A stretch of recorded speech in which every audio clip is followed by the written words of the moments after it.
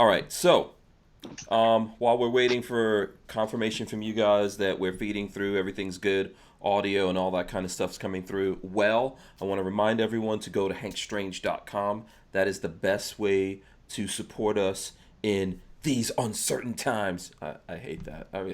I hate seeing a commercial where they're talking about in these uncertain times. But anyway, you want to support us, go to hankstrange.com. You can sign up for our email list over there. You can find out all the different ways you can support us, links to merchandise, deals, all that kind of stuff that we have going on. Lola wants me to remind everyone to go to Sportsman's Guide.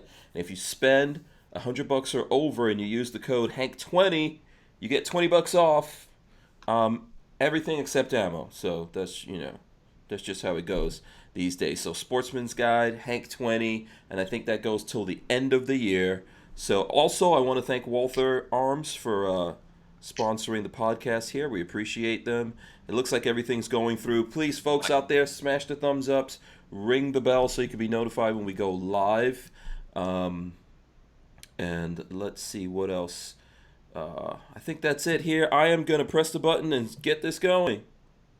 Bam! Welcome back to the Hank Strange Situation. I think I have been forgetting Lifestyles of to the do locked this and loaded. for a while here, getting the whole opening thing going. So there you go. We got it going. These gentlemen have been here before, so they know about the jazz hands. Let's get those jazz hands going, guys. Come on. I got one because I'm promoting with the other hand. Oh, okay. Pincus is promoting. Let's see. Yehuda is doing jazz hands. Okay. I hope you got your big girl panties on, because we are live. This is episode 551 of the Who Moved My Freedom podcast. I'm your host, Hank Strange, and tonight's episode is called Responsible Rebellion, with Rob Pincus explaining that to us, and Yehuda Riemer, the Pew Pew Jew, also joining in, bringing sanity to the show, I'm guessing. Is that why you're here? Yehuda, I don't know. I mean, my wife would tell you you're insane. Yeah, okay, exactly. When the word sanity came out of my mouth, I was like, I don't know if that was the best choice. No. Yeah. I think that might be the first time someone's ever put me and the word sanity in one sentence together. Right. Well, Pew Pew Jew, Yehuda Riemer, he's here joining us. We've got Rob Pincus also.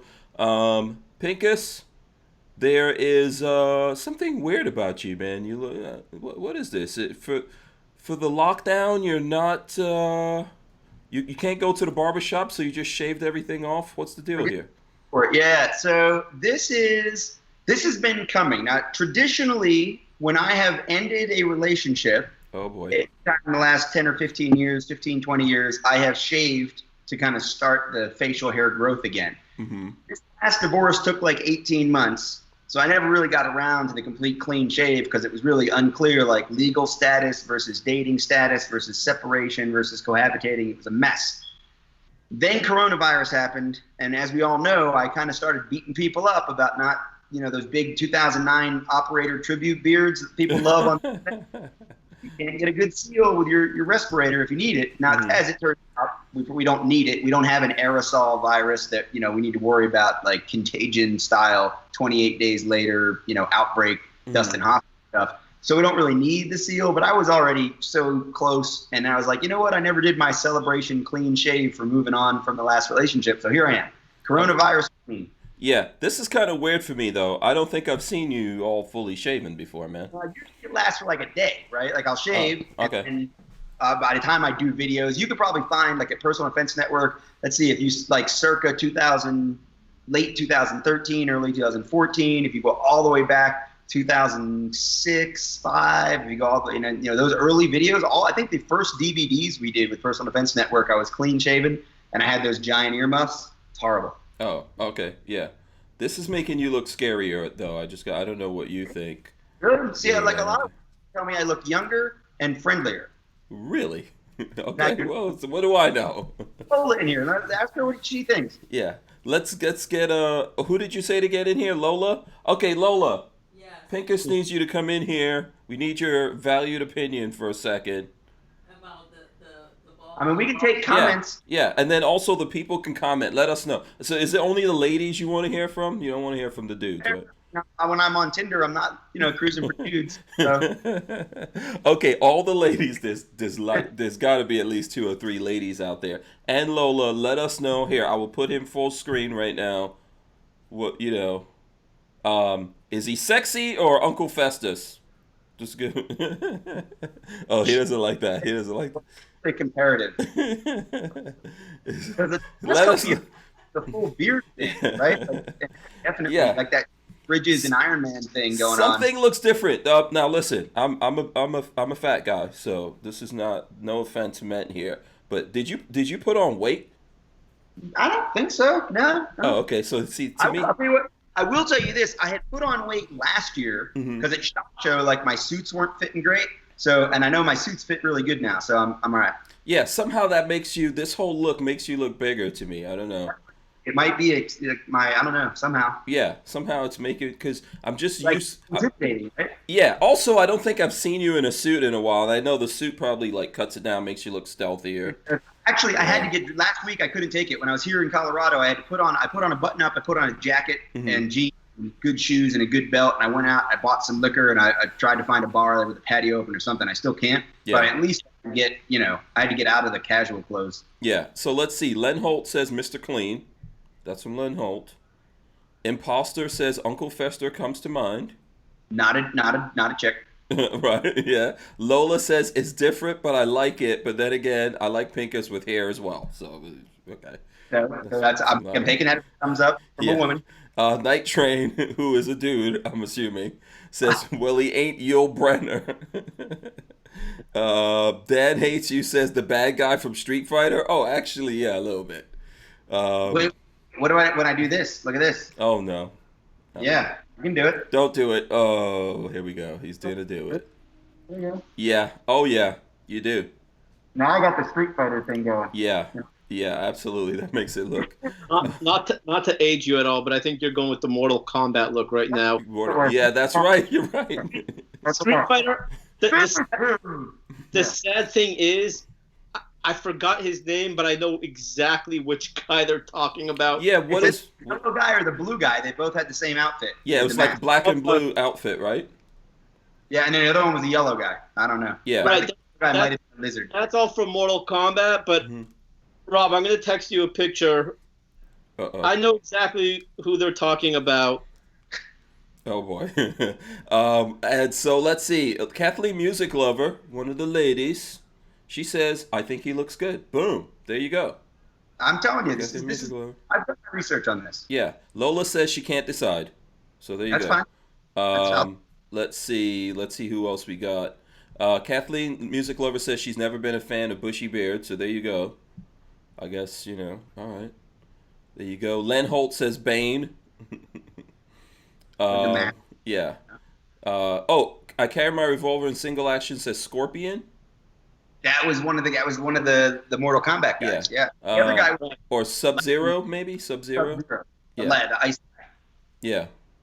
Not the bad guy from Batman. Right. That Arnold Schwarzenegger was. Not that guy.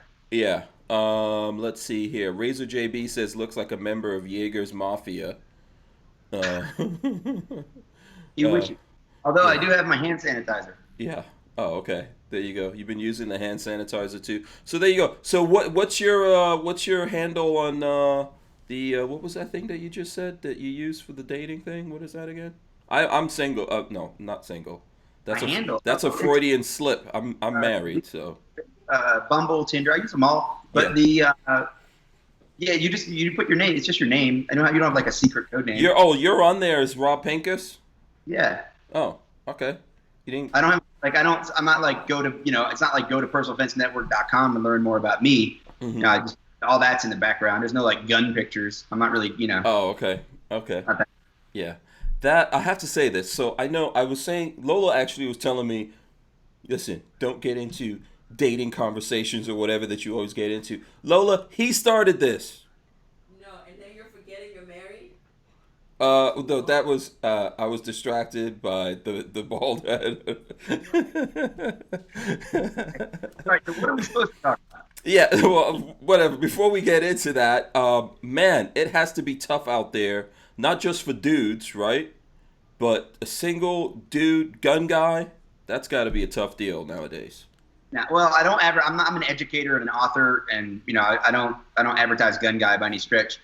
Because mainly, like, I'm not, and it's not that I'm hiding it. It's a lot of the apps don't let you post gun pictures in the first place. But and the other thing, it's just this toxic thing. It'd be like if you put abortion doctor, like and not only have you ruled out a certain percentage, you've also then ruled out the other part of the people who don't care that you're an abortion doctor but don't want to get into it.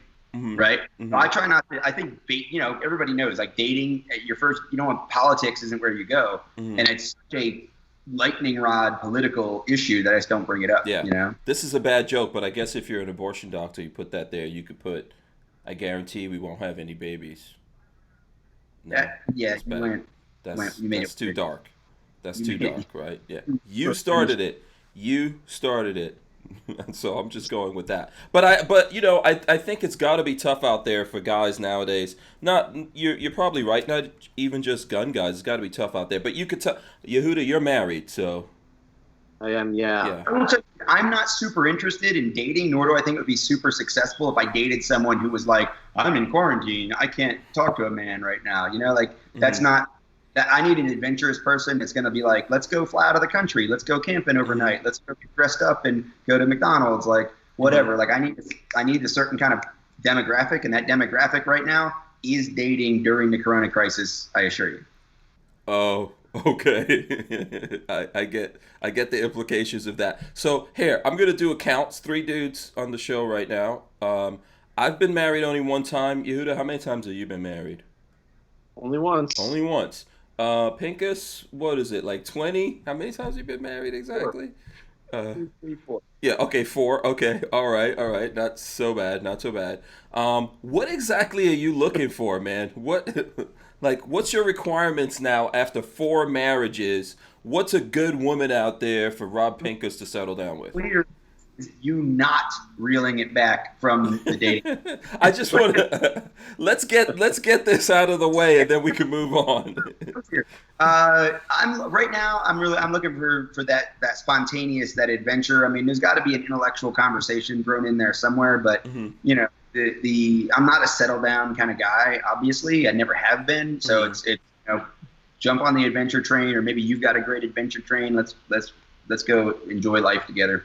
Okay. All right. Cool. I mean, are you planning on actually getting married again, or are you done now? Planning. I'm not really a plan guy. I certainly wouldn't rule it out. Right. At the same time, it's not like, my all those apps, like, you can have like 15 sentences or 15 words to make a sentence with your profile or whatever. And a lot of women come out with the long-term relationship only, which is basically saying, like, I'm not a slut, I'm not here for a hookup. But I kind of go like, are you seriously telling me that based on 5 pictures and 150 characters, you're going to commit to a long-term relationship? I'll talk to you about a long-term relationship after we spend a 3-day weekend together. Maybe we talk about it. We go out to dinner, we'll talk about it over breakfast. We can talk about a long-term relationship, but I'm not talking about a long-term relationship on a text string. Yeah. I hope you have some way of properly vetting, these people. That's all I could say. I hope before you go out on these dates, you run them through some kind of system somewhere. FBI, background check. Huh? With 4 marriages behind me, I'm super good at just going with my gut. Yeah, yeah, absolutely. Yeah. Okay, we can move on from this. We've got it. It's done. We can move on. Dan Hates You says, every time Pincus is on, Hank becomes Oprah. Yeah, exactly. Thank you. I'm on the couch. Yeah, there you go. Cody Milbacher wants to know if you have any kids. I do. I have a awesome little almost 5-year-old hanging out right here right now, and I have a 24-year-old in Tennessee, and I also have a granddaughter who's 3. That's awesome. That's the greatest blessing right there. Yep. Cool. And both, all 3 girls, super cool. Got a good son-in-law. Things are good on that front. Yeah. I've got 2 boys, since we're on the subject. Totally annoying, but I love them. How about you, Yehuda? Babies? I've got a 10-year-old boy who is he's a great kid. Every parent's dream, except he's afraid of his own shadow. Okay. We're trying to change. I have a daughter who is 8, and she is a princess, and she treats people like crap. But we're trying to change that too, because she really does have she has a great heart, but just she's a handful. Mm-hmm. And then I have my baby will be 4 next week, and he is the devil reincarnated. Oh wow. He's I mean, honestly, and I mean, I get so much heat from people when I say this. He's like Hitler's dream child. He's got like beach, like platinum blonde hair, big blue eyes, and I'm like, where the hell did he come from? Because it's definitely from me. And he will totally rat you out. Oh yeah, for sure, for sure. But no, he is my partner in crime. Oh, okay, awesome. Yeah, I think kids are great. Oh yeah. Yes. Okay, so now let's jump into it here. The people, I'm sure, are tuning in to find out what exactly does Rob Pincus mean by responsible rebellion. I was looking at a video you put up. Was that last week or a couple days ago? I think, Rob. There's been a bunch of them. There's been some there's some where I explain it, sort of just me talking to the camera on the Instagram Live. There's been some extras. I've been doing a daily thing with Mark Walters. I've been doing Mark Walters' show for over a decade on his Sunday night show. A couple of years ago, he started a daily radio show, and now he and I, a few weeks ago, started a daily video that we do every day about noon Eastern, and that's really where this idea germinated, was in a discussion we were having. And now it's an Instagram feed, it's a Facebook page, it's got some people spreading the ideas and other people contributing to that content, because I think it's really important. For years I've been criticized, I guess, or challenged for not being more aggressive in terms of let's stand on the Capitol steps with guns and demand all the full Second Amendment rights back. And I get accused of being a weak Second Amendment advocate or whatever because I'm not ready to storm the castle. So a lot of people have been surprised that I'm now calling for, specifically open civil disobedience in regard to the lockdown, but I'm tempering that with this idea of responsibility, right? And if everybody who's followed me in the gun world for the last 20 years knows that I preach our obligation as gun owners to meet the responsibilities that come with our rights. So here's a situation where we're being deprived of our civil rights on a much larger, much broader scale. And that's not to belittle or diminish the importance of our Second Amendment rights, and it is the amendment that sort of gives us the defends our power to defend everything else, right? But right now what we have is broad, sweeping, restrictions upon human beings, all human beings. Doesn't matter about your politics, doesn't matter conservative, doesn't matter liberal, doesn't matter young, strong, healthy, weak, whatever. We're being told no, and it's really affecting I think the most freedom. Whether they love freedom or not, the most freedom taking advantage of people in our country, which are the entrepreneurs, the small business owners, the second and third generation mom and pop shops, the store that's across the street from Walmart selling the same stuff the Walmart sells. The Walmart's in business, but you aren't. Now, I don't have a lot of shoulder to cry on if your business gets beat by Walmart, right? Because of volume, because of competitive forces, because you're not friendly enough, happy enough, loyal, you haven't created the loyalty in your community and Walmart runs you out of business. That's one thing. When the government says you can't operate your business, but Walmart can, that's not cool. And this is where I start to say, how can you run your business responsibly? I got parks. The community that we live in here, and this is the same community that she was born in, just obviously sold the big house and I moved into this apartment. Her mother has an apartment on 2 miles away. This community is full of parks, full of pools, full of playgrounds. It's a great family and kid-friendly community. There's yellow caution tape all over the place. We went to the swing set. The caution tape blew off the swing set, as far as I know, because it was open. We went to the swing set. But I intellectually understand that was civil disobedience. I understand the park was closed. I understand that the headline 3 days before that in Colorado, 20 miles away, was former police officer arrested for taking daughter to park, right? That could have been me. Yeah, right? I think we all saw that thing. Yeah. But this is what we need to be doing. We need, because it's okay to be responsible, because obedience is responsible. So that's why people are like, I don't understand how you can be rebellious and be responsible. Well, there's a lot of people that don't understand how we can own guns with kids in the house and be responsible. And I've been preaching it for 20 years, so I have no problem stepping across this line and saying now is the time where I'm doing it, and I encourage other people to do it. if you think the restrictions are unfair and if it's hurting you more than you believe you are at risk, and you put your community at risk by open your business up. Yeah, I think you know, I don't know. I don't know who out there is saying, "Hey, let's just get all our guns, load up all the magazines, jump in the trucks, and go out there and get this done." Seriously, I mean, we might be saying it jokingly or whatever, but I don't know anyone saying that because honestly, once we get into that, we've made the decision to forfeit ourselves and our families for that. Everything's not going to go awesomely there.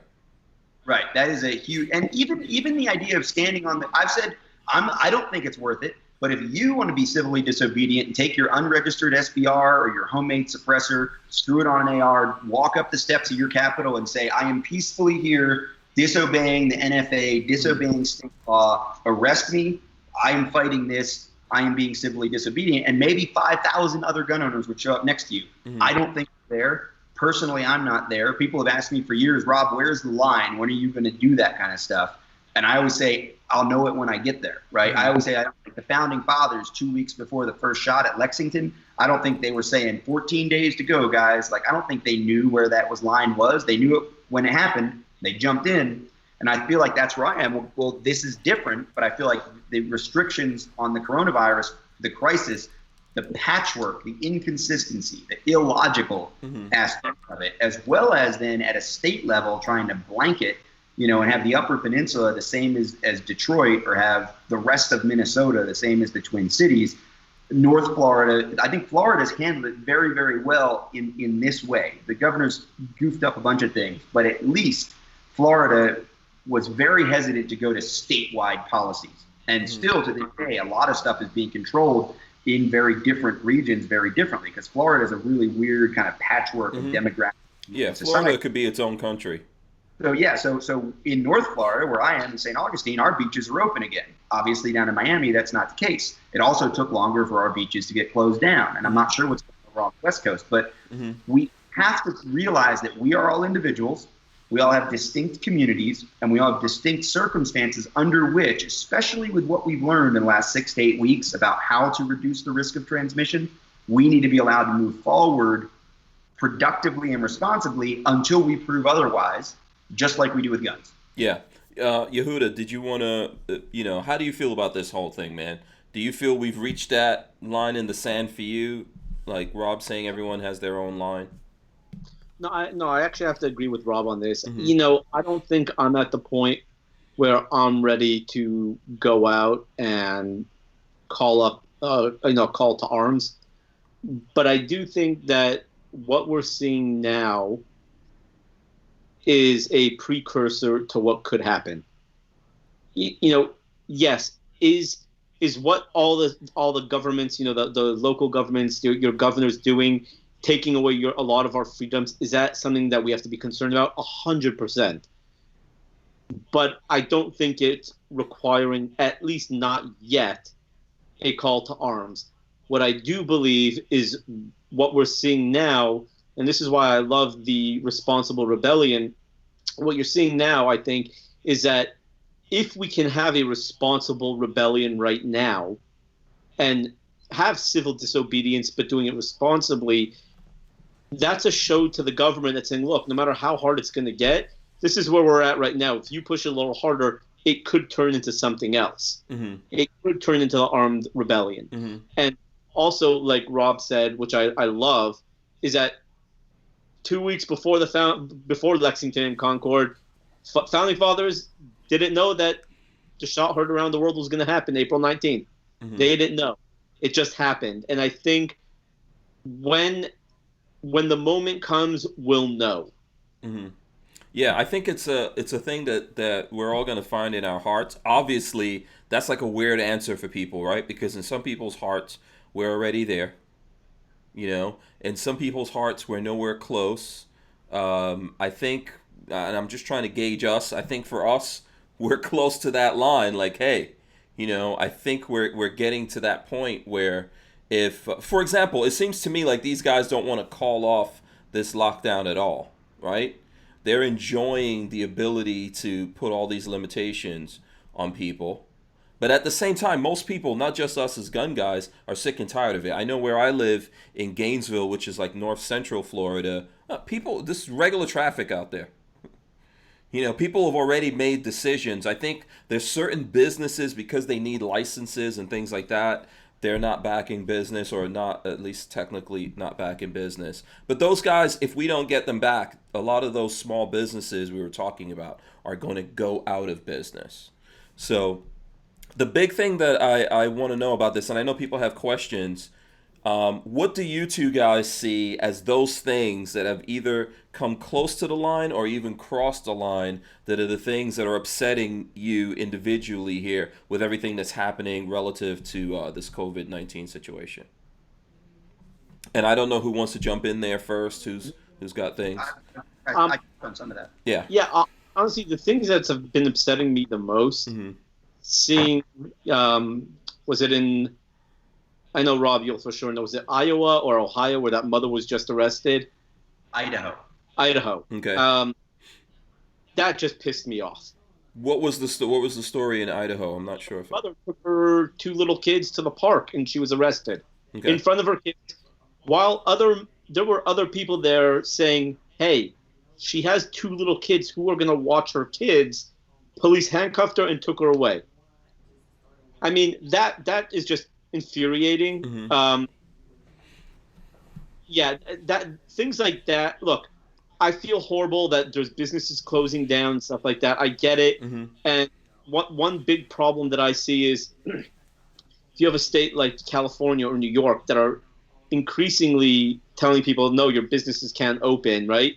Then they're getting to the point where they're like, well, if we don't open our businesses, we're not going to be able to survive. So we're being pushed closer to armed rebellion. Whereas in, South Dakota, maybe their governor is letting everything be open as long as you're doing things responsibly.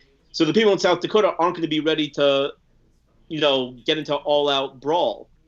So it's very tough to see that line on the nation right now is not on the same page when it comes to tyranny happening in their state. And until I think you see an entire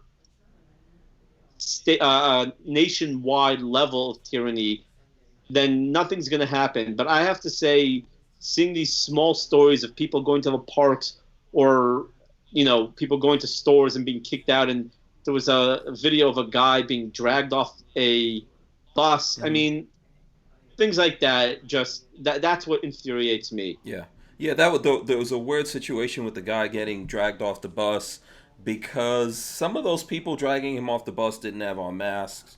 I know he was getting dragged off the bus because he didn't have on a mask.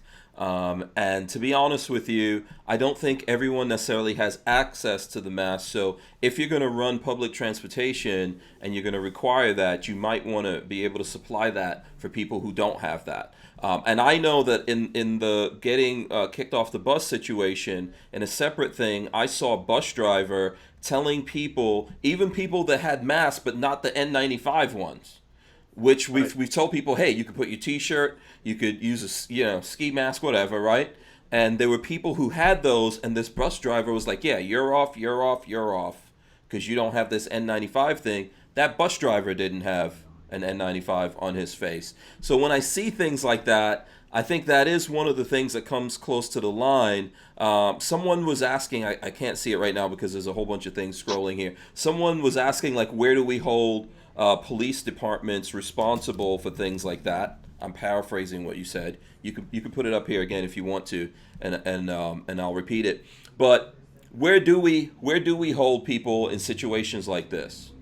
Before we move on to I know you probably got some things, Rob, and I know you've got a background in law enforcement. What do we do when we see those kinds of things? Because when I see it, I feel like police departments that are going to go arrest a dad in the middle of a park with his kids, they don't need to be in business.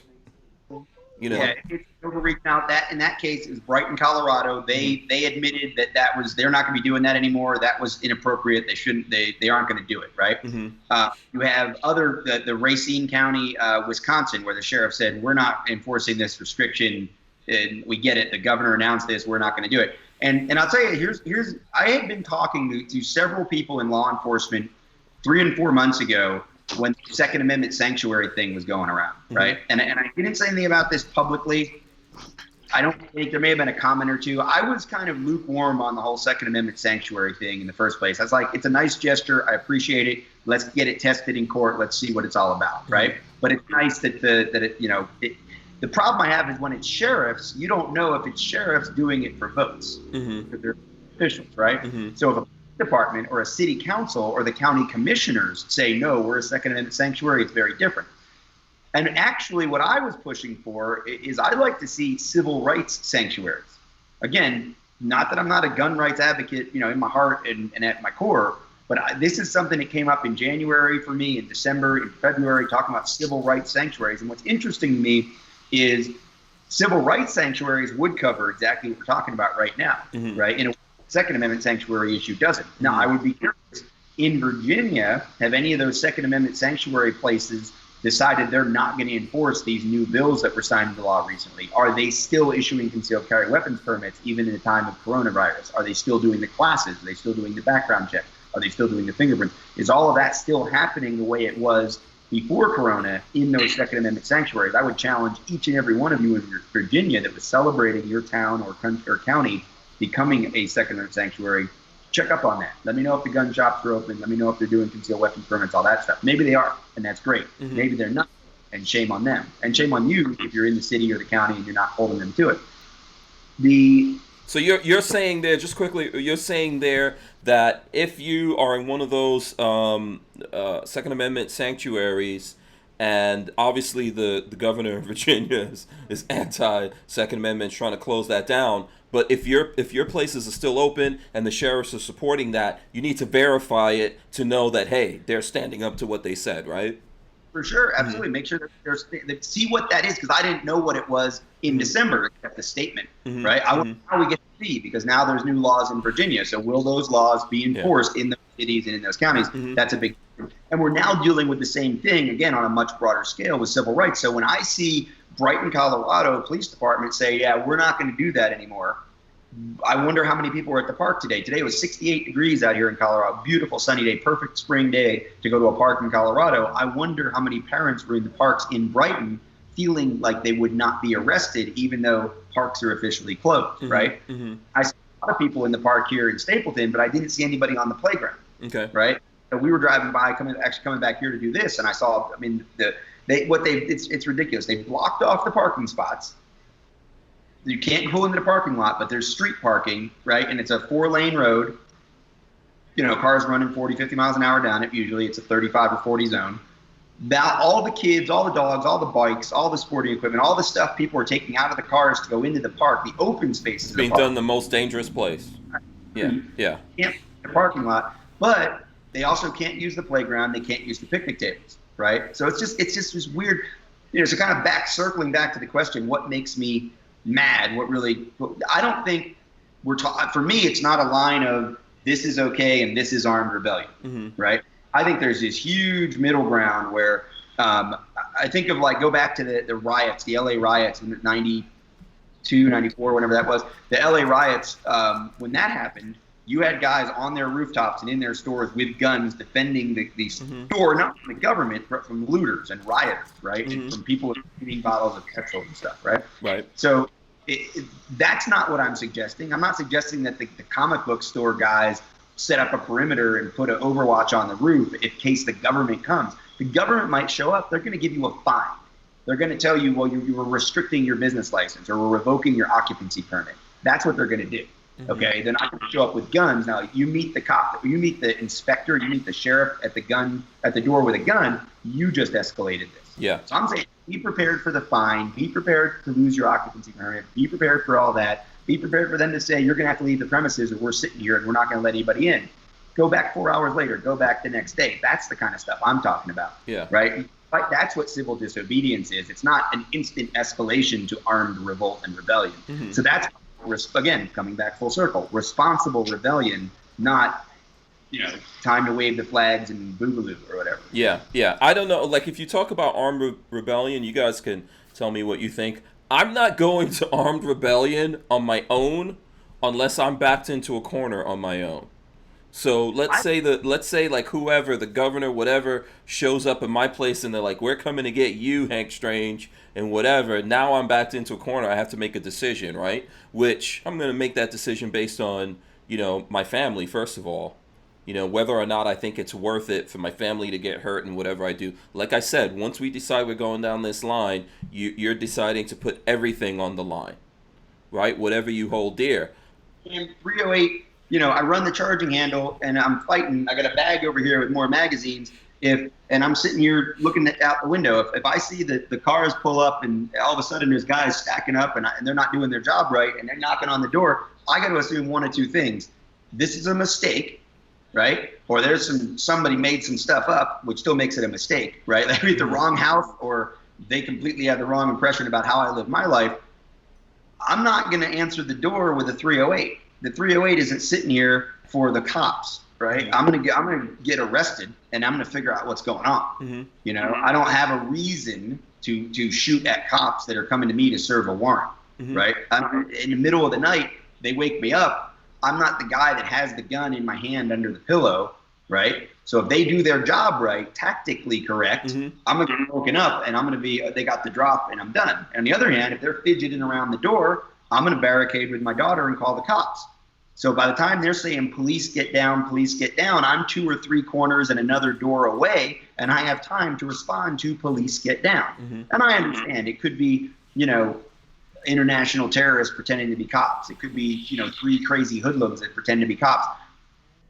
If I'm wrong and I surrender to non-cops, I'll deal with that in that moment. Right. But my plan isn't to shoot the first cop that comes knocking on my door. I got pulled over speeding today.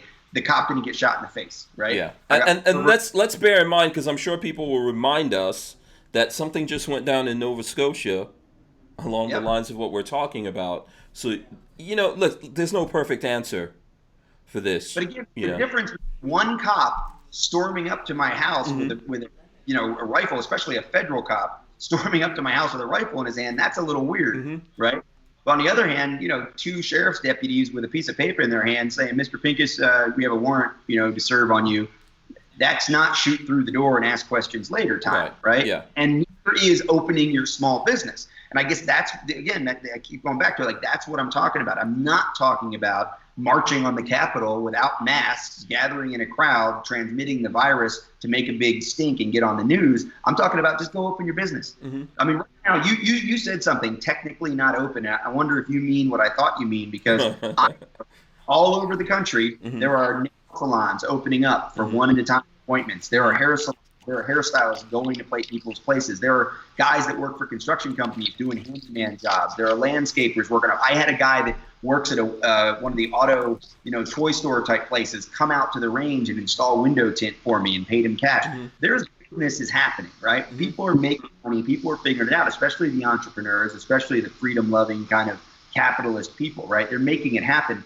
And my fear is the further we drive this underground, then the more likely we're going to see sloppiness and we're going to see transmission. The faster we figure out what the new normal is, the more likely we are to see to reduced occupancy, limited hours, more sanitation, use of masks, use of gloves, all the social distancing, all that stuff for the time being is the new normal. Maybe, who knows for how long, but we need businesses open responsibly. Yeah.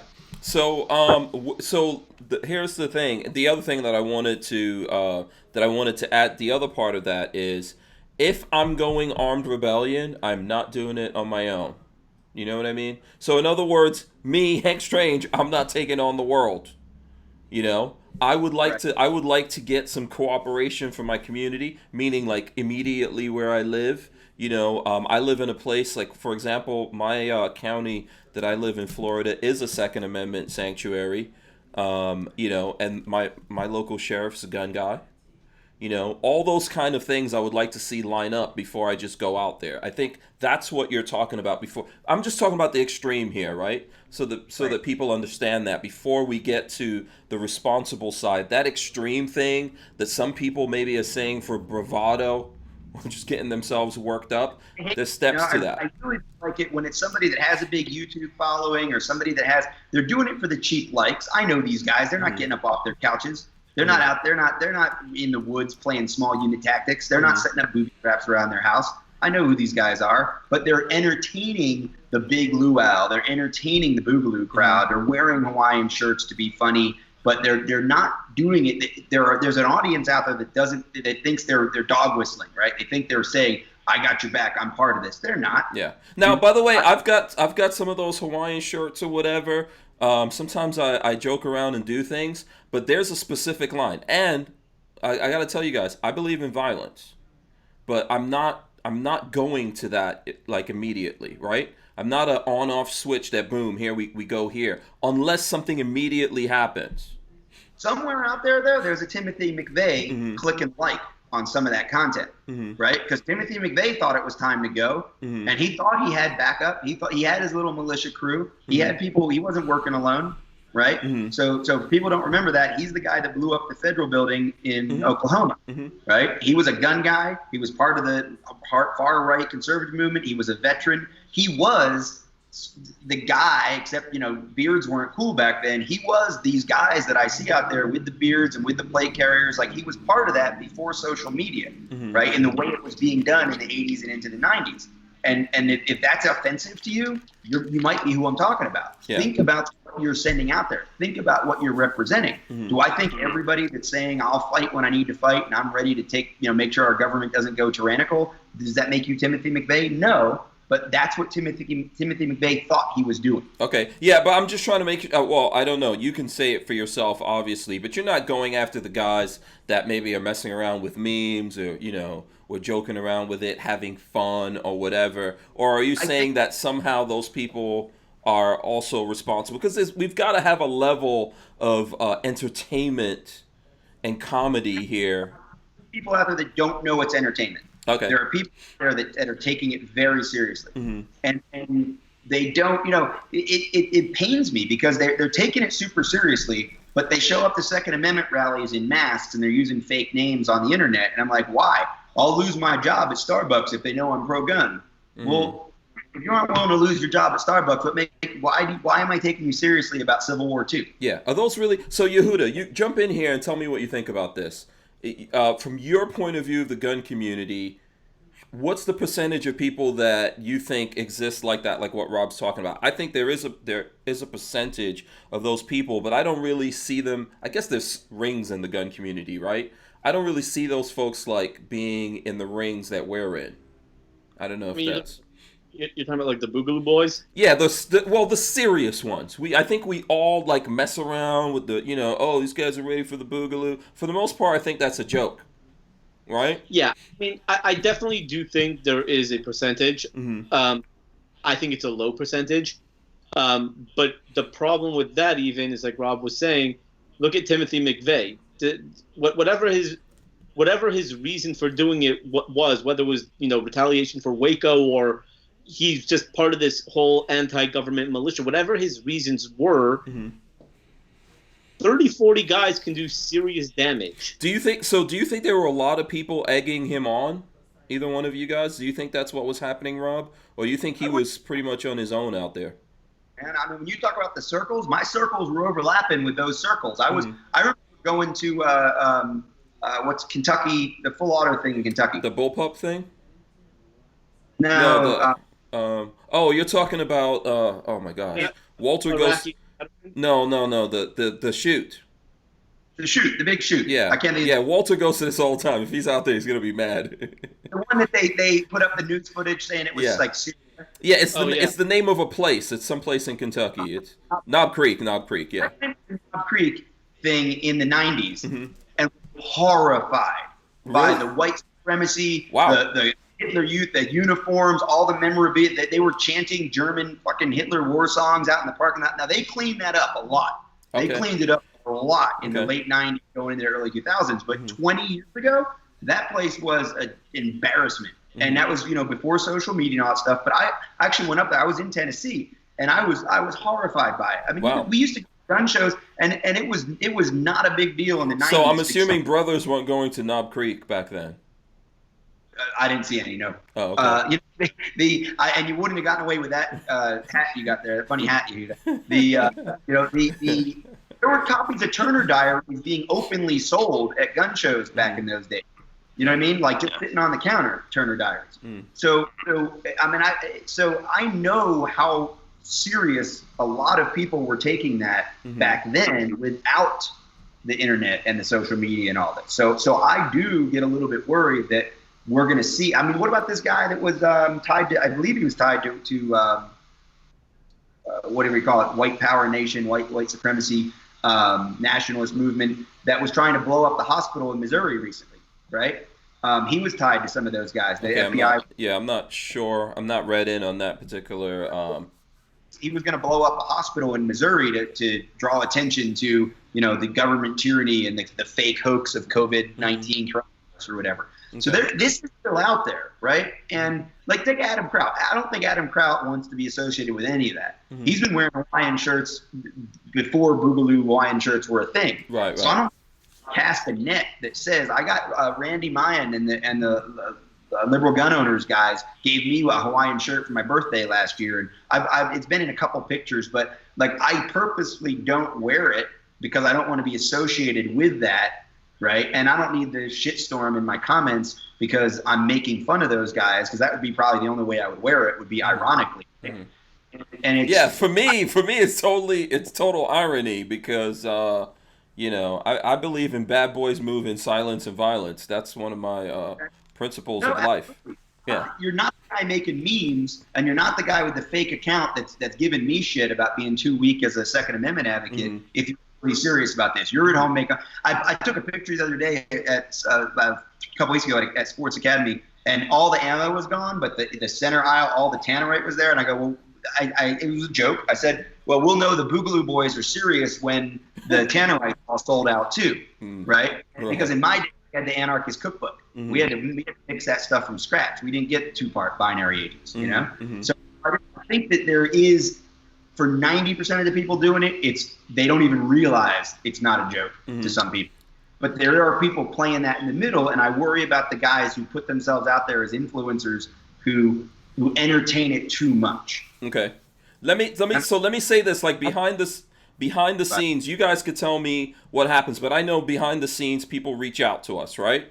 We're all we're doing stuff on social media. There are people that plug in. Probably there's folks that plug into all of us at the same time, or individual people. Someone plugs into Pew Pew Jew or Rob Pincus more than me, whatever, right? But I know I've had people reaching out to me behind the scenes. Most of the time, guys who are in the military, saying over the thing happening in Virginia. This was before COVID. No one reached out to me over COVID-19 about this. But based on what was happening in Virginia, I had some people reaching out to me, and they're like, "Hey, Hank, do you think it's time for me to like get my guns together and roll up to Virginia?" And every single time I was like, "No, I don't think so. This is a thing that the folks in Virginia have to deal with. If we're in Florida and that comes to Florida, then we've got to think and deal with that. But I don't think it's time for people to start coming from around the nation and showing up there and doing things. At this point in time, everyone needs to deal with what's going on in their own state, starting by attempting to do what's legal. Because of what I said to you guys, once we go into that, for whatever reason, if we start that fire, we're not going to be able to put it out easy. Are you guys getting those kinds of things either over the COVID-19 or back when Virginia was a thing? And I think both of you guys were actually there at the rallies, right? No, you were at Pincus. I didn't go to Virginia. I had the DC rally. Oh, you went to the DC. What about you, Yehuda? Did you? No, okay. I couldn't make it. Okay, so what were you guys getting that same kind of thing, or was that just me? All right, so I'll go. Okay. I'm coming from a very different perspective. I do have some of that, but in terms of like the COVID-19 stuff, it all started, 6 months ago when you had all these anti-Semitic attacks happening. Yeah. That's when it all started for me, when I had tons and tons of people in my community and other Jews around the country reaching out to me and saying, "Oh, hey, we've never really been into guns. Do you think now's a good time to buy a gun?" But especially now with all this quarantine and all this craziness, I would say in the last month, I have probably helped 10, 12 people in my community alone get firearms. And I mean, obviously I tell them, hey, you better train with it. You better learn it. You better know every little nook and cranny. And before you even think about, in other words, they were going to go get it no matter what. Okay. But at least if they were going through me, I'm the first person to say, if someone ever says to me, hey, we want to learn about firearms, I'm like, okay, before you come to my house, you better remember these 4 rules. And once they come to my house, I don't let them touch the firearm until I show them everything. Then finally, I'll let them touch it. So in this case, these people are going to buy a firearm anyways, but at least if I'm able to hammer home, the gun safety, fine. Yeah. But I could just see that headline, Yehuda. Yehuda Riemer, leader of the Jewish Boogaloo. Right? No. We don't want it. And hat. Don't do that. Yeah. Yeah, but I've unfortunately had a lot of it, more in the last month than ever before. Mm-hmm. Really, in the last? Okay. What about you, Rob? I'm sure you've been. Yeah, I get a lot of it's time to buy a gun. What do? I got a video. I got a request. Can you send me some videos for a group of women out in one of the western states? A friend of mine, said that you have videos specifically for women, and I got together a bunch of stuff from PDN. I had another guy like, hey, we're a bunch of farmers out in the middle of nowhere. Like, what about long distance defense? So I have that resource, right? I'll just go right to PDN, and whether it's my videos or one of our other contributors, I'll put together a playlist and just send them out, right? Mm-hmm. I did participate. I think you did as well, Yehuda, with the Guns 101 thing. The Self-Defense Network wanted to put out, and that was a great collection of videos for new people. Getting back to I think more the spirit of your original question, as far as the back channel stuff on the rebellion and the revolt and is this the time for the Civil War II thing, I think I've sort of cultivated an audience to the point where I get at least as many people. No, that's not true. I get more people confidently in the last couple years that reach out to me during times of high stress in our community and our movement, concerned about the kind of things that we were talking about. Oh, concerned about the people? Yeah. Okay. He's curious, like, what are they thinking? Like, I'm afraid they're going to set up. Like, I don't even want, I'm embarrassed to tell my friends about guns. And you talk about grassroots gun advocacy, Rob, but I don't want to be associated with these guys. Like last week, the Responsible Rebellion movement was getting a fair amount of traction. Then the Michigan protest happened, and all of a sudden, I got inundated with people that are like, Rob, you're normally a sane person. How can you be supporting this? And they're showing a bunch of guys with plate carriers, American flags, and Trump hats, no masks, gathering on the steps in groups. And that's not what I'm all about. It never has been. One of the reasons I don't worry about that so much is that for 20 years, for 20 plus years, I've been distancing myself from the white supremacists at Knob Creek. I've been distancing myself from the guys with plate carriers and masks instead of showing up to a 2A rally dressed like they dress for work, being proud American gun owners, right? I've always distanced myself from the wackadoos. I distance myself from the guy that says, I'm not locking up my gun because the government can't tell me to, as opposed to, I get that I have the freedom to choose whether I lock my gun up or not, and it's smarter to keep my kids from getting my gun, so I'm going to lock it up regardless of the politics. So I've always distanced myself from that. I have no problem today distancing what I think is responsible rebellion from what those people were doing in Michigan and what anybody else is doing if what they're doing is causing a ruckus, increasing the likelihood of transmission, and not doing anything productive. You go back. If anybody's concerned about this in terms of an integrity point of Rob's position, I always say, like, I'm applying fundamental principles to the circumstances at hand, right, to the context we're dealing with. You can go back, and one of the very first people I got into a deep discussion on what do we do about the restrictions with coronavirus was Maj Touré. We did a live probably a month ago now where he was celebrating the videos and the pictures and the selfies of people violating the curfew in Newark, New Jersey, and I think in Brooklyn as well. Okay.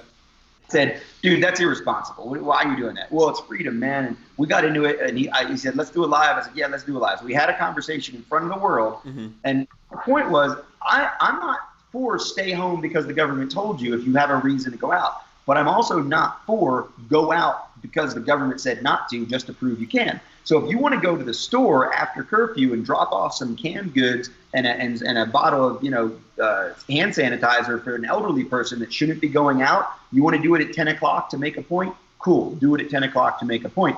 But use your time, use your rebellion, use your civil disobedience to achieve something other than a selfie and feeling good about yourself. Yeah. And so I talked about responsible rebellion for over a month. It just took a while for it to get to the point where I said, okay, 2 weeks, I got you. 3 weeks, maybe. For a month, here's my new concern, guys. And this came up a couple weeks ago. It got to this point. My new concern is that people aren't putting up with this anymore. The anger is growing, especially in places that aren't seeing the kinds of outbreaks that were predicted, right? Now, we know intellectually the reason we're not seeing these crazy outbreak numbers might be because of what we're doing. We can still continue to do a lot of that and go back to business. If the convenience store worker and the bagging clerk at Publix can be trusted to work responsibly under these conditions, so can a college-educated guy or a third-generation, family business owner or other people in our community. If you think about it, we're trusting the drive-through attendant to get this right. So how do we trust everybody else to go get it right as well? Because we know a hell of a lot more about this, and society has accepted a lot more than we did 6 or 8 weeks ago. I'll tell you a funny thing happened yesterday. I'm in an airport, getting ready to get on a plane. We're going to spend 2.5, 3 hours in this tube with recycled air, right? People are social distancing on the jetway, like all out of habit. And I'm like, there's no marks on the floor. Nobody said to do it. There wasn't an announcement that said, please maintain your distance on the jetway. Like literally, it was just the new normal, right? I was in a convenience store a few days ago, and there was a woman who wasn't doing the physical distancing. She was ignoring the little lines that were on the floor, and she was kind of creeping up on me. And I just kind of looked over my shoulder. But she had a mask on. Like, I wasn't horrified. I didn't feel like I needed to elbow strike or anything. But it was kind of weird that 2 or 3 people in front of us, every time I moved up, she would clearly not stay on the line. She kept moving up. And it wasn't just me, because here's what happened. When I walked up to get there were 3 cashiers. 2 opened up at the same time and said, next guest. I walked to one. The woman behind me and the woman behind her, I guess, like bumped into each other, and she said, "Oh," the other one, "Oh, I'm sorry, I thought you were with him." So not only was it weird to me, but the woman naturally assumed, because this woman wasn't physically distancing, she must have been with me. Yeah. So maybe she was trying to be with you, Rob. Come on, man. Yeah, she was out of my demographic. Listen, look. Okay, this is so. Here's my thing. To me, I think. You were talking about the people in Michigan. I guess they were protesting, and you feel like they weren't observing, safe enough practices, right? The sense of responsible rebellion. Right. So you think they were being irresponsible because they weren't wearing masks. They weren't far away enough from each other. I know here in Florida there were all these kids that everyone got mad at them because it was spring break and they were out on the beach. I don't know. I mean, I think that I'm personally not going to do that, right? So I'm not personally going to go out on the beach and party with those guys or whatever. But at the same time, I think that people have the right to get together and do something like that. If they all make that choice, huh? But this is the same argument I've had about open carry for like a decade now, right? Real loud for a decade. You have the right to sell all your stuff and go buy lottery tickets and try to become a millionaire, right? You're not going to find a single financial advisor that would tell you it's a good idea. Right. You have the right to open carry and wear an AR over your shoulder and walk down the street. You're not going to find a personal defense advocate, at least not in me, that's going to tell you it's smart. A Second Amendment rights advocate is going to tell you it's smart. It's a abuse of your rights. Yeah, it's a but this is the fine line. Because we wouldn't do something, does that mean that these people can't do this thing? And I know a lot of people on the flip side of this would go, well, what if they get sick? Well, these are all people who made a choice to get. What if you have sex with someone and you get sick? There's lots of, what if you share a drink with someone and you get sick in the regular world? Or if you get into a car with someone, you get into a car accident. So if I'm going to be the guy that comes up with the logo or the catchphrase or whatever, responsible rebellion, and puts that up, right? and I call Yehuda and I say, hey man, I need you to come up with a logo for me because you're an artsy guy. Like help me come up with a real logo for this. And I'm posting the content and I'm recruiting others to help me with the content. Then I get to define what's inside of that parameter, right? Not the outside world. So just like at Personal Defense Network, I decide what gets published and what doesn't based on whether or not it fits into the paradigm. It may not be exactly what I teach, but it's got to fit into the paradigm. So I'm telling you, from my standpoint, I'm not saying that they should be arrested. I'm saying that's not what responsible rebellion's about, and I would not do it, and I wouldn't advise them to do it in the same way I wouldn't advise somebody to go out and open carry. But we also wouldn't force them to not do it. I'm not going to go up on the steps and point a gun at them. Right. You see what I'm saying? Yeah. Yeah. Now, I will, as I do, insist that they're doing it wrong, and if they ask me, I'm going to tell them no, and if they show up on my page and say, this is really okay, this is the way to do it, I'm going to say, no, it's not. So when you force, like, I don't know what that means. I'm not going to go to war with them, right? I'm not going to call the police and say those guys should be arrested. But at the same time, I'm gonna do what I can as an advocate and as an educator and as a communicator and as an influencer, whatever word you want to throw at it. I mean, no official capacity whatsoever. I'm gonna try to dissuade it. Yeah, no, I see exactly where you're coming from. I just think at the same time, obviously, let's make it clear to some folks out there who are like, hey, if I want to get together with 100 of my friends or associates or whatever, we met on a Facebook page and we want to protest this thing and we don't wear masks and we don't stay 10 feet apart from each other, that's our, we should be able to do that. That's the way to put it. Someone would say, well, what if they get sick and then we have to treat them? My thing about the what if they get sick and we have to treat them thing is, well, what difference does it make? Well, somewhere in there, that's the guy who says, I'm going to shoot my gun in the air on New Year's Eve. Right. Okay. Right? So that's the problem. Somewhere in there, that guy's going to say, that's my right. And we're going to say, but you're endangering somebody. That bullet has to come down somewhere. So the guy that's saying, I'm going to go out in a crowd and I'm not going to wash my hands and I'm going to cough at people, somewhere in there, I know it's extreme, but there's just like when you fire that gun in the air in middle of nowhere desert of Nevada on New Year's Eve when you're there with your buddies at the campsite, you fire that gun in the air and there's a 0.000091% chance that it might land on anybody. And then some, smaller percentage of that it might kill them. There's still some percentage that you're going to stand on that Capitol step without a mask on, and you're not going to know that you're carrying, and you're going to cough, and it's going to get on somebody, and then their grandmother is going to get it, and they're going to die. Yeah, but everyone's making that decision to do that and be there. That's my thing about. Like me personally, I don't like going to SHOT Show. I don't like any kind of crowds, but you guys saw me at SHOT Show, right? But if I don't have to get into a situation, or if we're in a situation like this, my brain's going to say, hey, I don't really need to hang out with all these people right now and put my family or whatever at risk to do it. But I think people could do that. If they get sick or whatever from doing it, or they make other people that they care about sick or people that they don't know sick, yeah, that's not a good thing. But, I just feel like these are people making decisions that we all make every day, and what sets us apart is that we have knowledge maybe of what's safer and all that kind of stuff. Like you're talking about the shooting up in the air. I wouldn't do that. I'm not gonna say what I did when I was younger living in New York City and I didn't know any better. At the same time, there's physics and there's a difference between something that's accelerating naturally and then something that's falling naturally. We can argue about it. I just wouldn't do it, right? But those people doing that are making a choice, and the people standing next to them, they're also making a choice. If 10 million in one chance or whatever that one of those rounds is actually going to fall down and injure them, I think it's very unlikely that it's going to come down with the same velocity that it comes out of a barrel, but. Right? It's like this weird thing, and I'm not.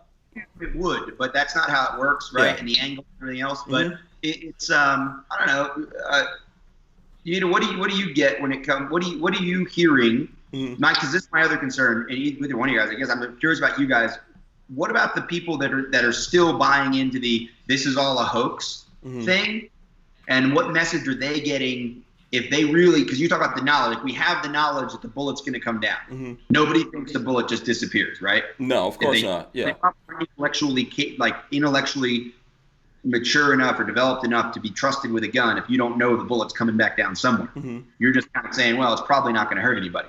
On the other hand, there are people out there, far too many people from what I see on social media, who still think this is some kind of hoax, that it's not really likely to hurt anybody. Yeah, so who knows? So first of all, does either one of us think this is a hoax?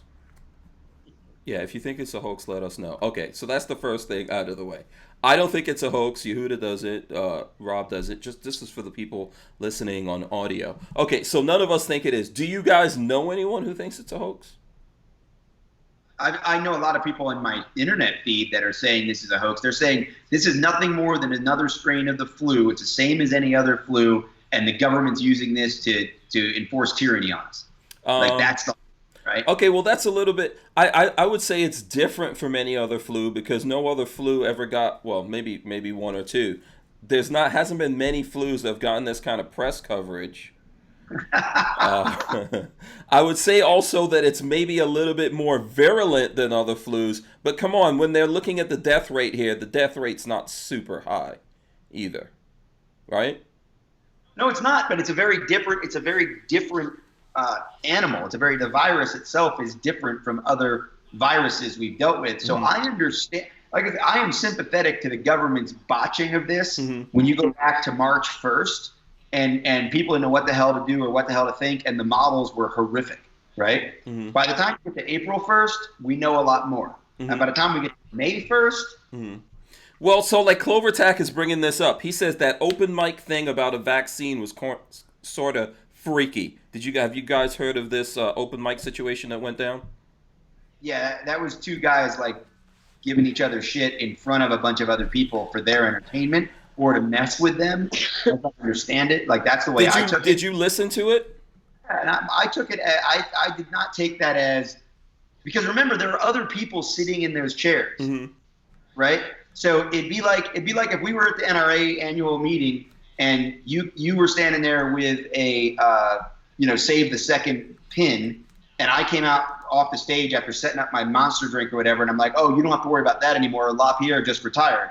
And you're like, what, really? And I'm like, oh yeah, he just put out a press release. And then somebody from the audience is like, did he really? And I'm like, oh yeah, it's all, everybody's talking about it on the floor, but I appreciate you guys being here for my seminar, so I'll be back in just a minute. And we walk off, right? And then you're like, really? And I'm like, nah, I was just no, I understand where you're coming from with that, Rob.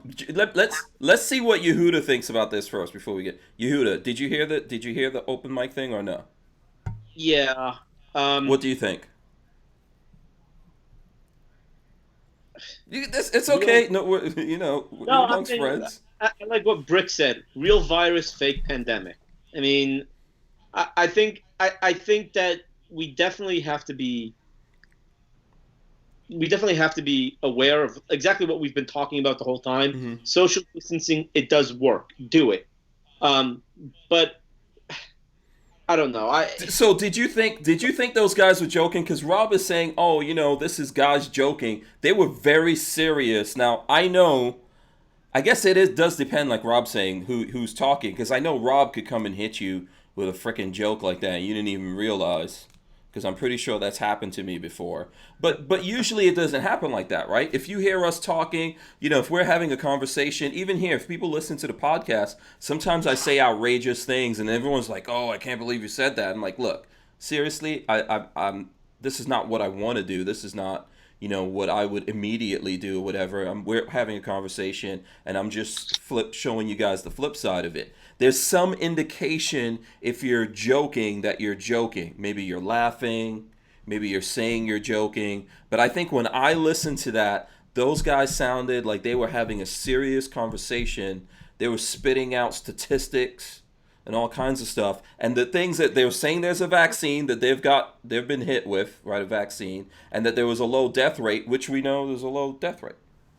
But you know that there was a paper had just come out of LA, a very small study that was suggesting, based on random testing of antibodies, that the infection rate, which is everybody keeps talking about the denominator, right? Before we know what the real mortality rate or the hospitalization rate is, we have to know how many people really got it. And they're saying, based on this study, and it just come out, they were referencing the numbers in that study of only like 850 people or whatever that suggested that there were a lot more people in Southern California that were infected than was being reported, and therefore the rate must be astronomically low of death. And that's what they were playing off of. I mean, I've said this about domestic, like everybody hears about 100% of the jogging trail guy with the mask that grabs the girl in the van and chops her up and leaves her in the park.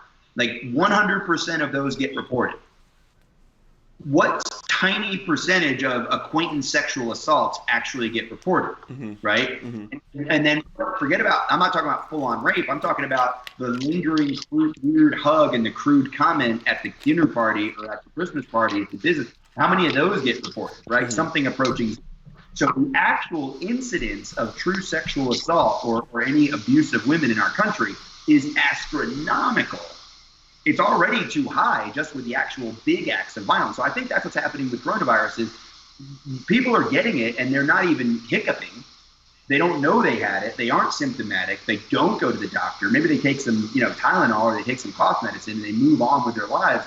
So we're only getting right now like the worst case scenarios. We're getting the women that get battered and end up in the hospital or the women that get killed. That's all we're getting. Right? And the problem is so much bigger. But that can also, statistically, that could also flip the other way. I mean, because we could be seeing these like incidents that are not really happening on a mass level, but everyone's thinking it's on a mass level.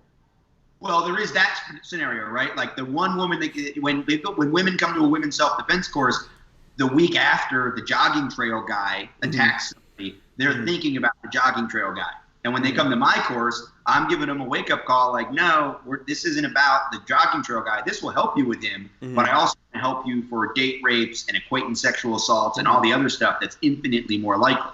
Yeah. Right? It's like if people come to a gun class after an active shooter, after a spree killer, and they're like, well, what if I work at Walmart. What if Walmart gets attacked? I'm like, you're infinitely more likely to need to use this gun in a one-on-one thing at 12 feet than you are at 50 yards across the Walmart. Yeah. Okay. I understand exactly what you're saying. I just think that the nature of a virus is a little bit different from the nature, even though I guess, hey, let's say it, maybe men can have some rapiness in their nature, right? But I think that's a little different. So in other words, like you're talking about rape, sexual assault and stuff like that. And I think, yeah, that's serious. And this is a thing that could happen and is definitely a problem and underreported, but viruses and things like that work in a completely different way. I'll give you an illustration of that. Right now, everyone's saying, listen, this thing probably didn't start in March or February, right? That this thing has probably been around since maybe November. I know back in November, I went to Vegas for the SEMA show. Okay, in December, I was really, really, really sick, like I've never been in my life, for like more than a week. Then it went away. Then it came back again. And then the first time I didn't go to the doctors and all that. And then the second time I did, they tested me like, oh, you have the B strain of the flu, right? That was in December, something like that. In January, all of us that are on this panel right now, we're in Las Vegas, right? We were in Vegas. There were a lot of people from outside of the country in Vegas, and some people got sick, which happens all the time, right? Everyone has their story. Oh, I went to SHOT Show. I almost died. Now, you guys could tell me what you saw. I saw something like that happen at SHOT Show that I've never seen before. I think on Wednesday and Thursday, Lola and I were going to people's booths, and either the whole booth was empty or half the booth was gone. There were people that went home on Thursday when people usually go home Friday. People go home maybe at the end of Thursday, but there were people that were gone at the beginning of Thursday. We're like, hey, what's up with this? Where's everyone? Oh, these people had people who got really sick at home or they got really sick. To me, it seemed like an unnatural amount of people that were getting sick at SHOT Show, right? But everyone that went to SHOT Show didn't get sick. So it makes me feel like, hey, when they're saying maybe this thing has been here for a long time, maybe most Americans or a lot of Americans probably have it or have had it and built up some kind of immunity. And now what we're seeing is that some of the Americans who didn't get it are getting it. And for the people who are at risk, they're not able to handle it. And a small amount of those are dying.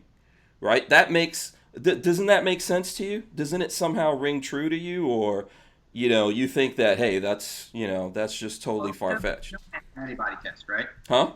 Did you know I took a test? No, I didn't. Okay. Yeah, so I took the antibody test about 10 days ago now. Okay, what came back? That I was negative. Which now, granted, a lot of these early tests have a very high false negative rate. Like they're 70-75% accurate apparently. Mm-hmm. Possible that I got a false negative. They have a very low rate of false positive, meaning to say if it says you have the antibody, you almost certainly have the antibody. Mm-hmm. If it says you don't have the antibody, you still might have it, or you might have it in too low a level because it's been longer. Now, I had a lingering cough in February. In fact, I was on a couple of podcasts, and I even joked by the time we were getting into mid-February and people were starting to talk about this, I even joked, like, I guess I got that Chinese virus or whatever. Mm-hmm. Very, very low level was an odd, deep cough. It was a deep cough, and it was literally like a cough every 4 or 5 minutes at the most. Mm-hmm. People noticed it. People noticed it when I noticed it when I was trying to do, video recordings and stuff, and people I was spending a lot of time with noticed it. And I did have one day, maybe 10 days after a shot where I was really not feeling well at all, like sick, right? And I don't get sick very often, but I was on the couch that day watching movies, not doing much, right? Mm-hmm. So I assumed, like so many people have, I hear this all the time, right? Oh, I'm pretty sure I had it back in November. I'm pretty sure I had it back in December, back there. I'm telling everybody who's saying that, if you haven't taken the test, knock it off, because you could be creating a false sense of complacency. Okay. You could be creating this, and obviously I was at SHOT Show. I'm shaking hands. I'm hanging out. I was over in Europe teaching in Switzerland when the breakout happened in Northern Italy. We actually told a couple of my students in Northern Italy they couldn't attend the classes. So there was a lot of reason why I would think, especially I travel all the time still. I'm still moving all over the country, that I thought I had been exposed. I expected to see antibodies. So I'm telling everybody that's running that line to be very, very cautious and very, very, sort of self-skeptical. Right. But what I'm saying, okay, but did you see people getting sick at SHOT Show? I didn't see anything. No? No. You didn't see anything unusual? I didn't notice anything. I don't, in retrospect, say, oh, yeah, no. And I'm afraid that people might, kind of want to get there. I know a lot of people, that was going around a month ago in some of like the SHOT Show attendee private groups on Facebook. Hey, I think we were all exposed. Wasn't shot crud worse this year than it ever was? People were sort of talking themselves into this idea. Mm-hmm. They're over it, or they've been through it. And that might be a mental health, kind of defense mechanism, is I don't have anything to worry about. I'm pretty sure I had it. Mm-hmm. I don't know. There's a lot going on there mentally and sociologically. I think to me, some of it is also kind of like you buy a new car and you see that car on the road a lot. So we're talking a lot about the coronavirus, and people are like thinking back, like, oh, I was sick. People get sick all the time. Mm-hmm. SHOT Show crud is a thing every year, and it is every year. Yeah. Did it seem unusual to you, Yehuda?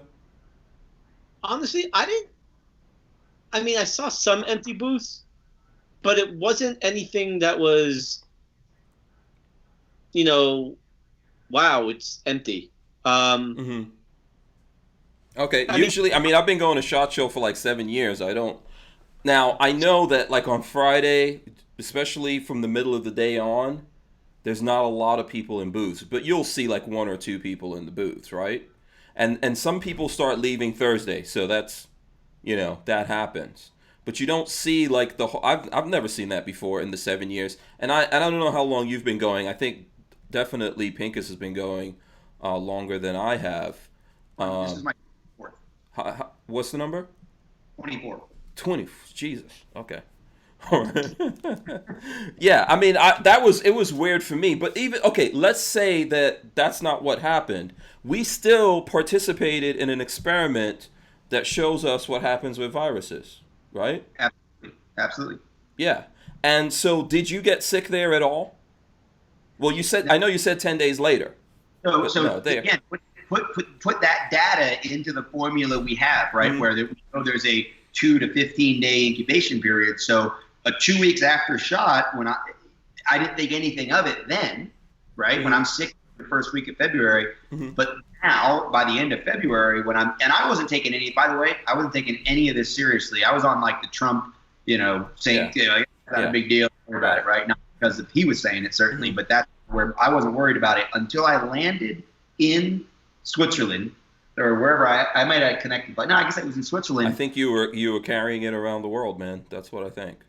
I could be. I don't know. I didn't have the antibodies, so my conscience is clean. Mhm. But I had the sense there that it was being taken a lot more seriously. Like just getting on the plane, the newspapers, in German and in French, were the headlines were all about coronavirus, and people were really worried about it. And my host there, to his credit, he's got his fingers on the pulse of a lot of stuff that's going on, from a disaster preparedness and from a terrorism issues and violence and crime all over Europe, but especially in Switzerland. He was taking this very, very seriously. He was already stockpiling stuff at his, kind of cabin he has in the mountain family out of Geneva. And he was the one that really pressed me to not let the guys come up from Italy, which made me look closer at what was happening in Milan and around Milan. And then while I was there, the first cases were diagnosed in Geneva. They were people that had attended the Fashion Week in Milan the week before. Mm-hmm. Then they canceled the Basel World, which is the big watch. Yeah, the watch thing. Yeah, I'm a fan of that. While I was there. And then, of course, by the end of that week, they had postponed the European SHOT Show, which was supposed to have happened 2 weeks later, to September. And now they've canceled it. And they said, we're not even doing it this year.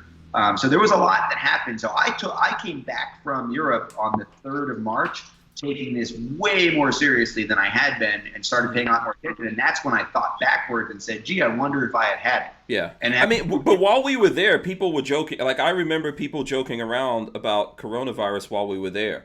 I remember Roy from Barnauls got so sick he went to the hospital. But like you said, every year someone at SHOT Show winds up in the hospital. Usually that's from working all freaking day, drinking all freaking night. That's what it is. I say it's amateur hour. And then everyone's sick. But the point I'm trying to make about this, though, is like we went through that thing just in January when everyone was talking about coronavirus. People when we were all flying out in the airport, people had on masks, the whole 9 yards, right? Okay. Some of it, yeah. Everyone from SHOT Show didn't die. Right? And now this virus is not 10, 20, 30 times more virulent than all the other things that we've had. And this is the weird thing, but the whole world has changed based off of this. So what happens next time now? What happens, next year, what happens if one person gets sick at SHOT Show?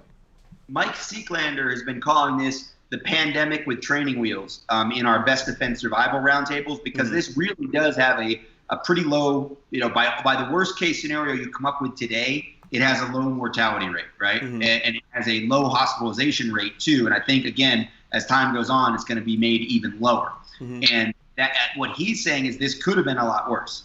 And thankfully it isn't, right? We could have had something that was as transmissible as this, but as deadly as Ebola. Yeah.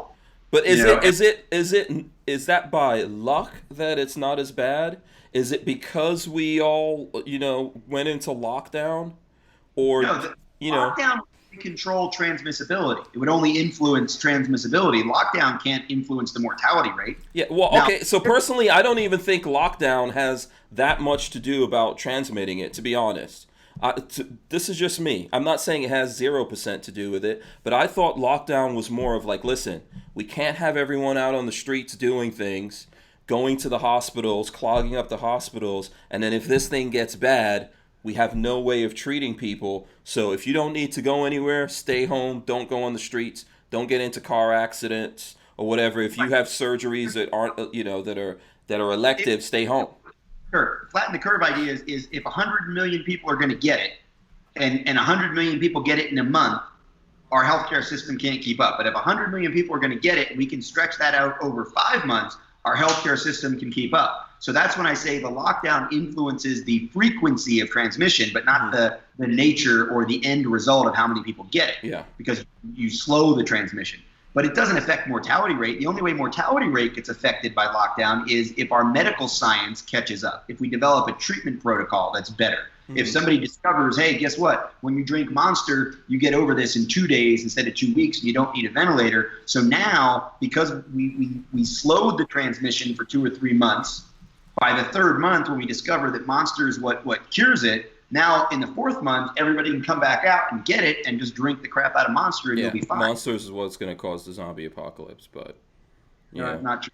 that's just my but so I don't know. I mean, obviously I don't want to go on with this, Lola, before Lola gets mad at me that we're going on this particular thing. But if you look at New York State and Florida, which are pretty much, New York State and Florida are about the same size.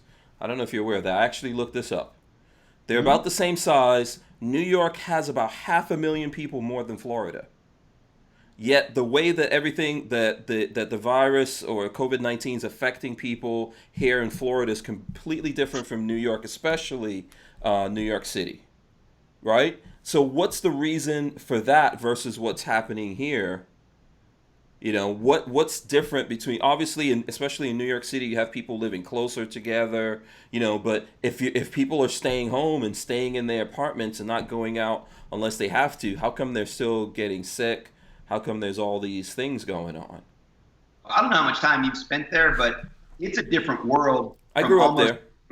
Almost every place else in the U.S. in terms of the density and just how interconnected everybody is. I mean, you can say Chicago, but Chicago is what happens in New York City in terms of population density and lifestyle. It happens on 1/20th, 1/30th the scale, right? It might be like 5 square blocks instead of 8 square miles or whatever in New York. So the population density and the reliance on public transportation is a huge factor. The fact that the people that are delivering the food, they're still on public transport. Like, there's a lot of things going on there. I have a conspiracy theory about this, Rob. That's why I'm trying to lead into it. But go ahead.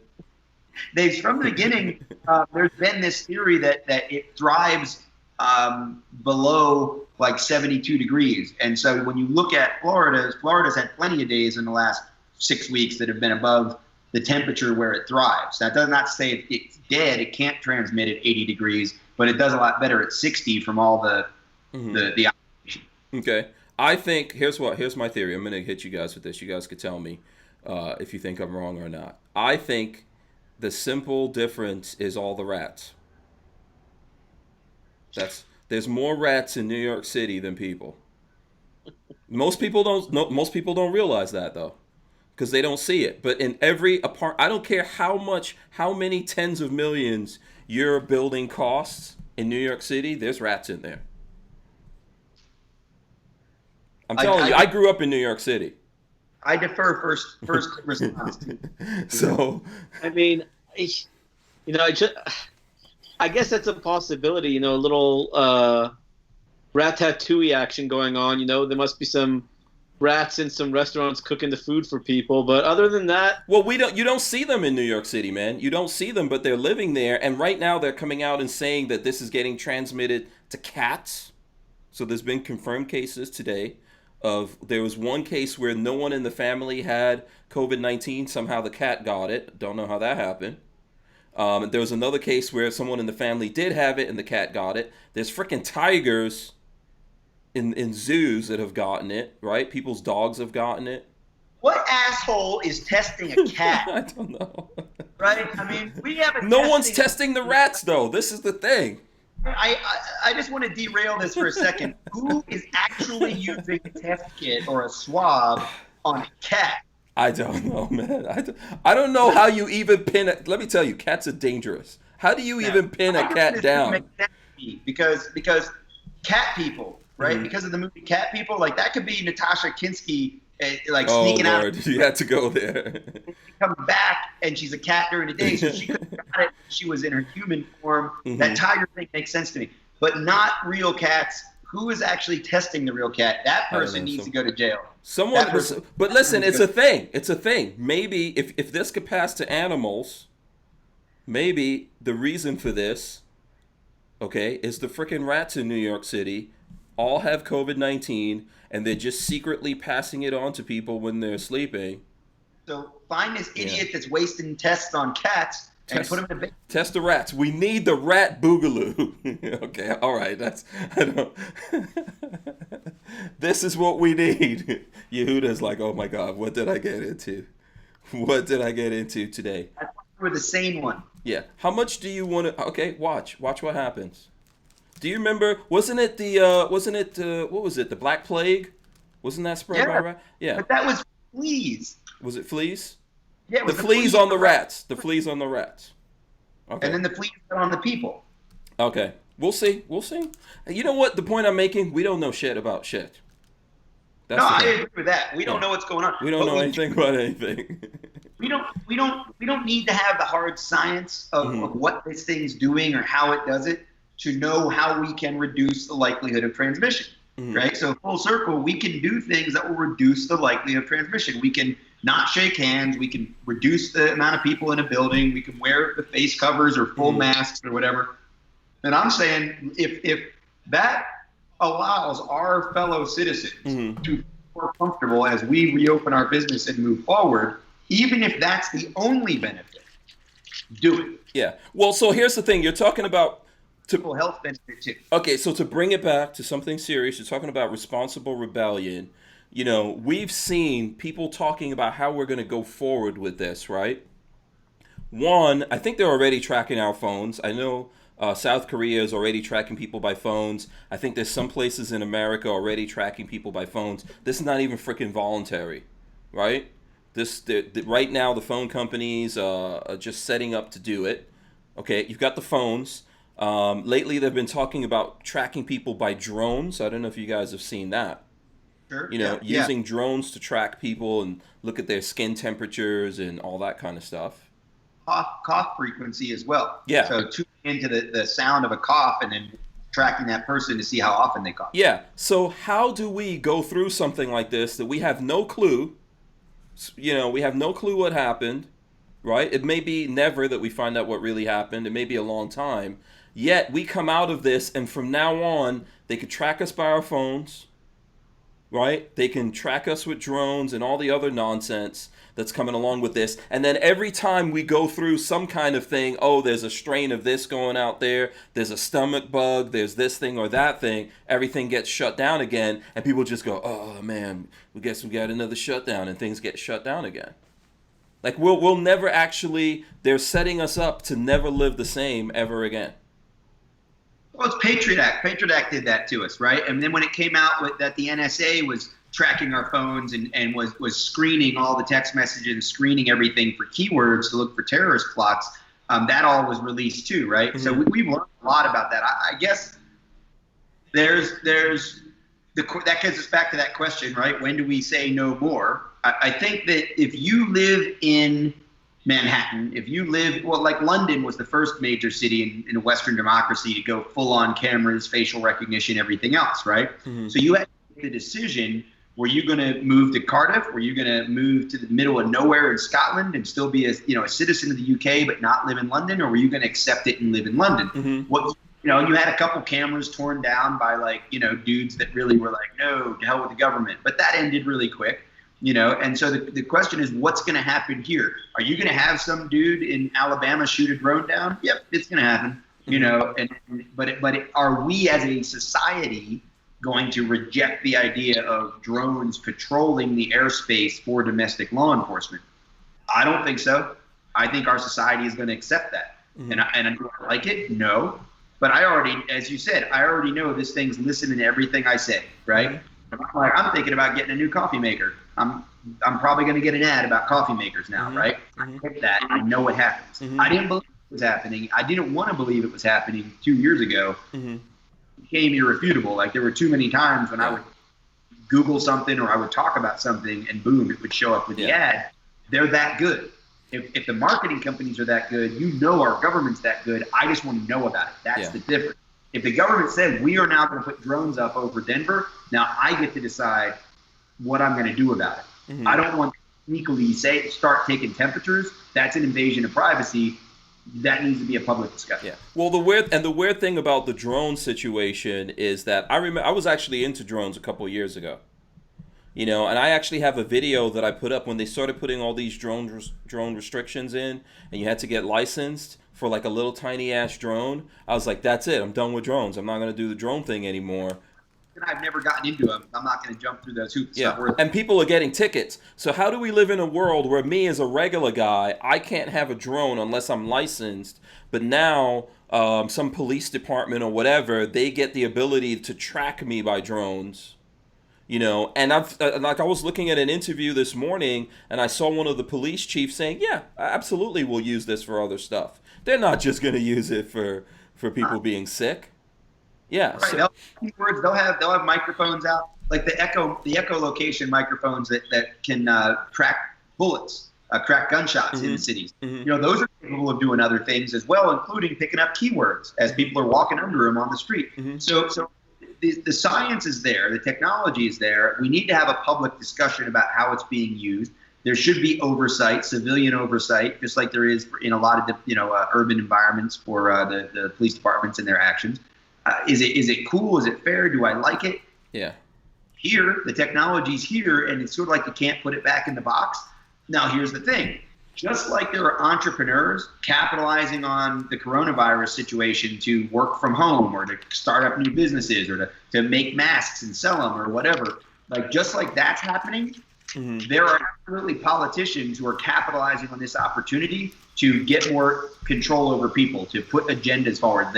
Obviously the CARES Act had a bunch of money that was earmarked for things that a bunch of politicians wanted to get money for in the first place, and for their grants to their schools that they believed in, or their foundations they believed in, or their programs they believed in. All of that was stuck in that, $2.2 trillion or whatever. So that's the human condition, right? So in some ways, there's going to be politicians who 10 years from now are going to say, man, couldn't have been a better time for me to have been a representative from that small, district in Illinois. Man, if that guy, if anybody else had known how powerful I had become in March and April and May and June of 2020, they would have spent $50 million to become the next representative from that district. Because wow, what a time to be doling out cash if you're in one of those committees right now, right? What a time to be furthering your control agenda if you have the opportunity to do that. We need other people in the politics and in the oversight and in our communities to stand up and push back against that. Yeah. Imagine the power of being able to take out your enemies. Like some dude you don't like, he's walking out there and you're recording what he's saying, and the next thing you know, that somehow magically gets leaked. Sure. Well, it just happened at the NRA. I mean, we were all told at the NRA meetings back in January, no recording, no electronic devices, and I did by that, but somebody didn't. And Wayne LaPierre sat down in 3 different committee meetings and talked about how much money was being spent with the Brewer law firm and how much money it was costing. His mismanagement, his bad leadership was costing the NRA, and it got recorded, and now it's in Newsweek, right? Yeah. And it's out there. And now there's an unredacted version of the latest round of accusations between Ackerman McQueen and the NRA floating around out there because they redacted it wrong. If you're gonna walk down the street and say something dumb, somebody's gonna have a recording of it, and it's gonna get out there. Yeah. Okay, so let's and I'm gonna ask this question to Yehuda so we can get him in here. Lola wants to know. She says, "What about?" Okay, you know what? This sounds racist. I don't know if I should ask this of Yehuda. Lola says, "What about financial impact in opening up America?" I'm gonna ask the Jewish guy first. What's the question again? Yeah. She says, "What about financial impact in opening up America?" Look. So I didn't even plan that for anyone who just wants to say I'm trying to say something. No, I honestly think we have to open up America. I think it's imperative. That said, I still think, since this discussion is called responsible rebellion, even though you're not necessarily rebelling, be smart, be responsible. If you are going to go into a store to buy flowers, to buy whatever item you don't necessarily need, you just want, abide by the social distancing. Wear a mask if you feel it's necessary. Be smart about it. But I think right now there are so many people suffering. I forgot, maybe Rob saw it too. I don't remember. I saw someone say that there's people who are sick are quarantined. People who are healthy, God, what was it? They're not necessarily being quarantined. It's not called quarantine if you're healthy, right? Right. If you're sick, you go into quarantine. If you're not sick, then let us live our lives. Yeah. You're on lockdown, basically, right? You're in some kind of lockdown. We're on lockdown. But how about we are responsible individuals? And like I said, me personally, when I go out, I don't necessarily wear a mask. I don't feel it's necessary where I live. But that said, at the same time, if I want to go to Target down the block from my house, they won't let me in if I don't have a mask. Oh, really? Okay. Yeah, it was a ridiculous call by some dumb judge in Dallas here. Right. Yeah, but, let's remind everyone you're in Cali, right? No, Texas. Oh, you're in Dallas. Texas. Oh, okay. I don't know why I thought you were in Cali. I'm from Cali originally. Oh, right. Okay. But my point is that... In Texas? In Walmart? In Target in Texas? Well, I got a Walmart to the left and a Target to the right. And the Target in Texas is making you wear a mask. Otherwise, you can't go. In Dallas. Dallas. County. Oh, Dallas. Oh, right. Okay. Dallas County only. Yeah, I get it. Huh? Well, Rob? What was that, Rob? Yeah, it's Texas, but it's a pretty... Yeah, it's a pretty liberal part of Texas, though. Yeah, Dallas only. So, that doesn't make it right. I don't think it's right. Yeah. Like I said, I think that we must start opening up businesses. People are hurting way too much. A $1,200 check will be good for a day. Hell, if I end up getting a $1,200 check, literally the day I get it, I am spending it. Did you get any Trump money? Either one of you guys get any Trump money? Nothing yet. Yeah, me neither. No Trump money for us. If I do get it, it's not going to the new gun that I'm dying for, right? It's going to pay bills. It's going to pay whatever else it needs. But that's good for maybe 1 month.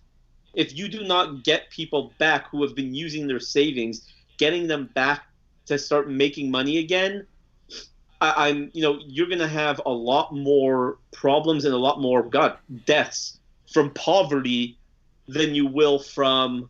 Yeah. I mean, $1,200 doesn't even pay for what it costs for me to have this studio here to do the show every month. Right. That's, I think, maybe half of what it costs. Maybe. We've got to rent a space, pay electric bills and internet bills and all kinds of things. So pay for the services and things like that. So yeah, and I think we're all kind of like small business. That's how we run what we're doing, right? We're all small business guys. Yeah, I don't think any of the small business people got that thing either. I know a couple people who've gotten some of the stimulus money. I know several people that have what I would consider large businesses in the small business, the SBA world, because what was it, less than 500 employees? Yeah, what the hell is that, man? 20 employees, you're not a small business. Yeah, a company that has 500 employees, and then I think they said that. So if you're a chain, so let's say, right? Yeah, if you're a chain, if you're Walmart. And that means each Walmart store has to have more than 500. What Walmart has more than 500 employees? It boggles my mind. So in a way, if you're the auto industry or the airline industry or the hotel industry, we're also going to give you special money.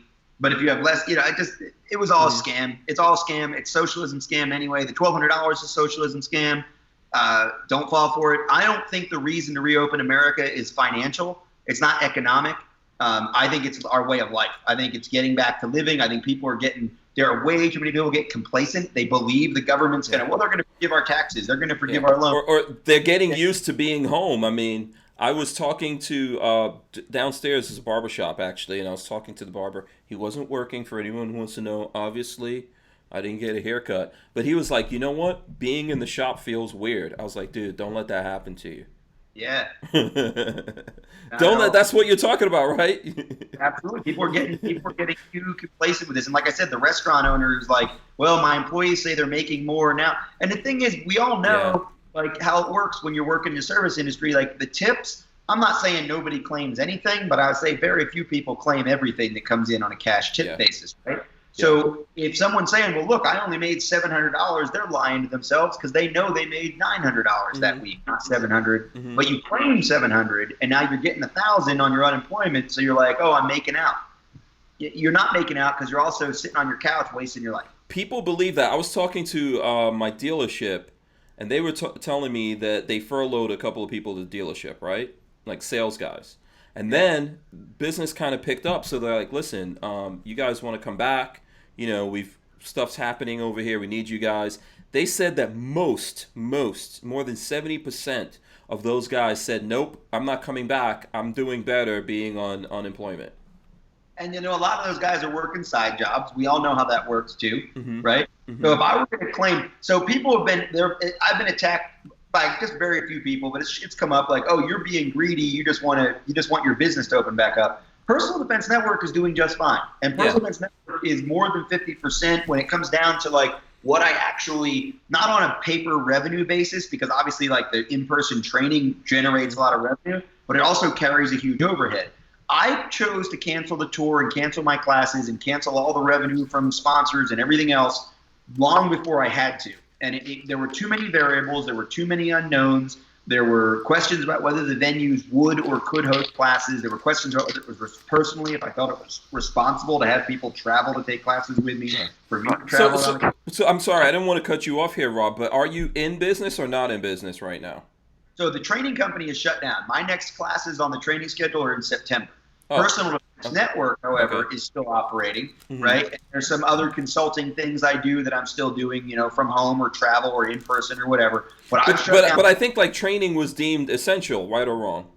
Yeah. So now so I made that decision in early March when I got back from the trip. I made the decision because there were too many. The other thing you got to remember is that when I do the tour, I have these sponsors that pay money and they send product. They expect me to interact with students, and they were asking all the right questions. Well, how do you think this is going to affect attendance? Are you going to have 1,000 students on the tour this year, or 500, or what's going to happen? Okay. How many classes are going to be canceled? I couldn't answer any of those questions, not with any integrity, and I didn't want to be answering in July for money and faith that was put into my hands that I couldn't deliver on. So I just said, you know what? I'm in a position where the smartest thing for me to do is to say no. Now, some of that money, let's say somebody was going to sponsor the tour, maybe they're doing something else with Personal Defense Network, right? Or they were going to promote their products and demonstrate their products on the tour. Maybe I'm going to do something else. So some of that is shifted. But at the end of the day, I've lost a colossal amount of revenue because I've canceled in-person training. Right. I can cover what I need to cover with the revenue that comes from distance education and other activities. But as far as like, you know, bottom line profit, like I'm not going to be running out and spending a bunch of extra money this year. I'm not going to be spending a bunch of time in Europe in the fall. I'm not going to be I'm not going to be taking deliveries from some of the wine clubs I'm part of. Like this will absolutely affect my bottom line. But at the same time, no new suits. Yeah, I had to buy one in February. That he's going to do, Yehuda. You see how that works? He had to get a suit. Yehuda, are you shut down before we get deeper into this? Are you completely shut down halfway? I mean, the only thing that's really affecting me right now is my printer. His turnaround is much slower, and that's because mainly shipping. Whoever they use to ship. You know, I'm getting people emailing me. Usually, if someone ordered a shirt or a poster or something off my website, within 12 days they usually get it. Now it's taking upwards of 2.5 weeks. So I'm just answering emails. So that's the really only effect I'm getting. I mean, I work from home anyways. So I'm just doing my thing. Yeah. So I didn't mean to cut you off there, Rob. So on the financial aspect of it, how much longer do you guys feel like, hey, we could just keep doing this, or we past that point where people have to get back to what they're doing because we're just printing money, or not even printing it, just digitally? We were at that point. People, our country, the percentage of our country that lives paycheck to paycheck, we could not afford to shut down ever, right? Never we could afford to do economically. Having said that, the reason that I'm pushing for us to get back to work is not as much financial as it is more like almost spiritual. It's like the way of life. The fact that we need to get, again, going to the park. if you can't, you may not be in a position to open your business. You may not control whether your boss opens your business or not. Your boss can open the business, but not have room for you to work. If you're collecting unemployment, go to the park. If you're collecting unemployment and you can support a local business that does open, go support that business. I understand there's people out there that are really, really in dire straits financially and don't know where the next, pile of food is coming from, and they're in line at the food banks and everything else, right? Like, I get that. I'm in a very lucky position with a good network of people and a revenue stream that is still continuing to sustain me and my daughter and what I need to do, and a good network of friends to help out when I need helping out, and business collaborators and everything else. So I consider myself fortunate in that way. Believe me, none of it's planning and stockpiling by any stretch, as far as cash. But there are people that aren't in that position. They need to work. They need to hustle. They need to make things happen. I get that too. They need to stay in the groove. They need to stay in the economic reality. Yeah. Right. But I'm not saying oil prices have crashed. We need to get back to work. I would never say that. That's on the oil. Is someone's battery dying? I heard a sound. I don't know. I'm on the computer plugged in. Oh, okay. All right. Yeah, go ahead. But see what I'm saying? So to me, the economy isn't the reason to get back to work. The world, the life, the new normal, the keeping people productive, the keeping people animated, the will to find a way to survive in the new world, like in the new normal. I think that's incredibly important to foster. I think the faster we get back to work, the faster we get people out there, the less complacent people are going to be. Because if people are sitting on their couch thinking, well, we'll have a vaccine, that vaccine might be a year away. It might be 2 years away, or it might never show up. By the time they get that vaccine, this won't even be relative. There'll be some other disease. You've got to find a way past other than medical surgery. Yeah. So on that subject, I think we got 9 minutes or so. Here's what I would like to get from you guys, right? You're talking about the new world after this, and obviously we've seen a lot of politicians trying to use this opportunity to put laws in effect. We talked about all that. What do you guys, and I'll start with Yehuda on this one, what do you think, what would you like to see done differently in the world after this that, while we're going through all of this, you guys see man, this is not working? Yeah, that's a great question. You want me to go to Rob first? Yeah, go to Rob. Cook that in. Okay, Rob. The biggest thing that I want to come from this is more distance education and more working from home, or telecommuting as it's called.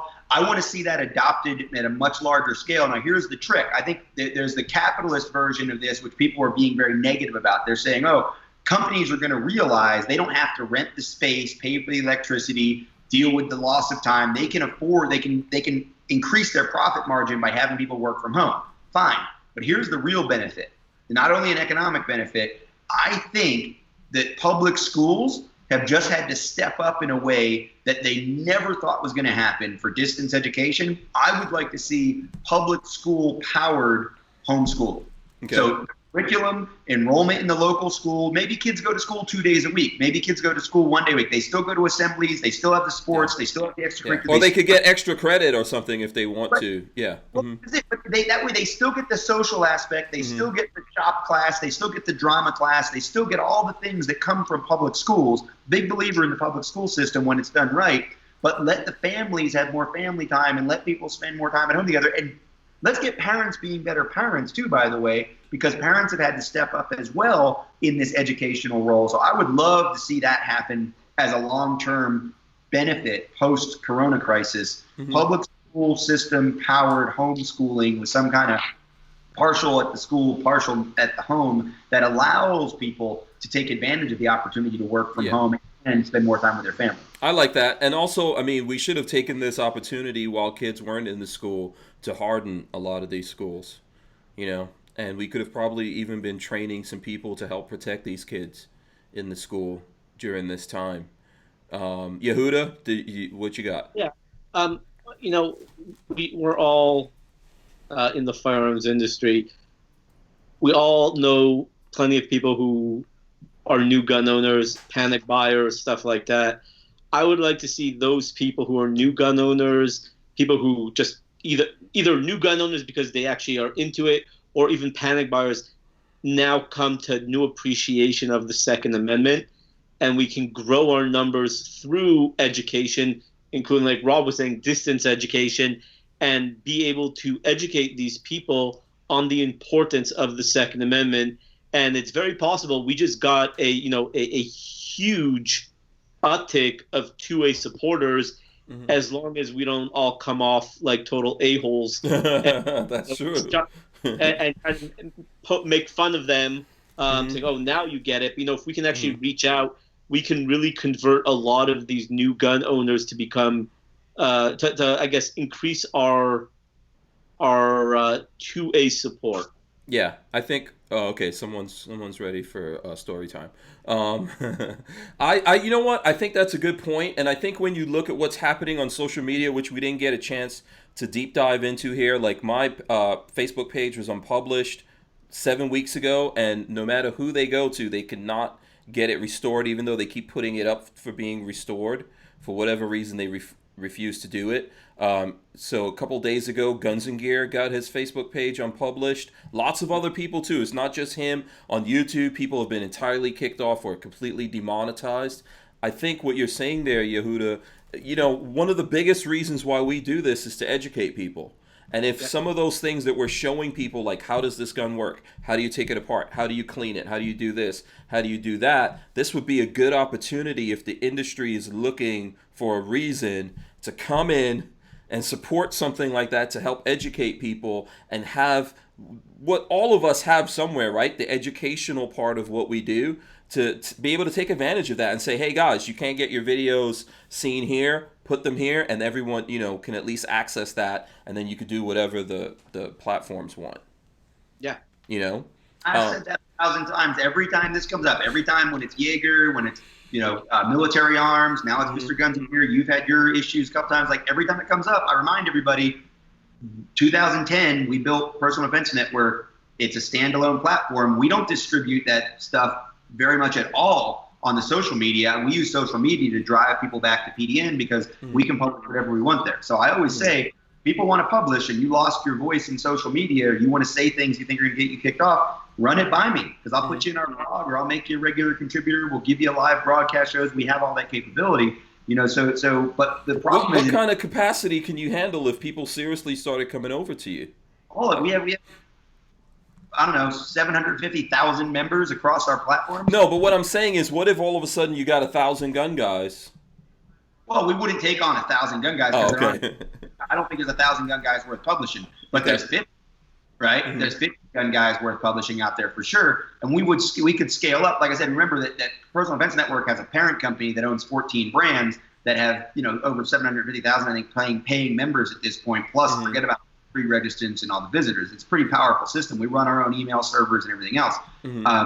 We've learned, because PDN sort of like the bastard stepchild, because the sewing community and the motorcycle community and the quilting community and the model railroad and bowling and golf, they can all advertise freely and do whatever they want on social media. And we have to realize the difference with the PDN world, right? So we have a platform that's incredibly robust. It can handle a lot to help people out and or just give people that home. But Eric Blanford made the case that I've always made, is we don't really want to just run away and sequester ourselves. Eric Blanford, in his appeal to help out Mr. Guns and Gear, made it very clear we can't run away from social media. We want to be here influencing. We want to be here catching those new gun owners. We want to be here catching the people in the middle ground and refuting the people anti-gun. So I don't think we should all run away. We need to be doing what we're doing, and that means following the rules and maybe hedging our bets a little bit so we don't lose our channels.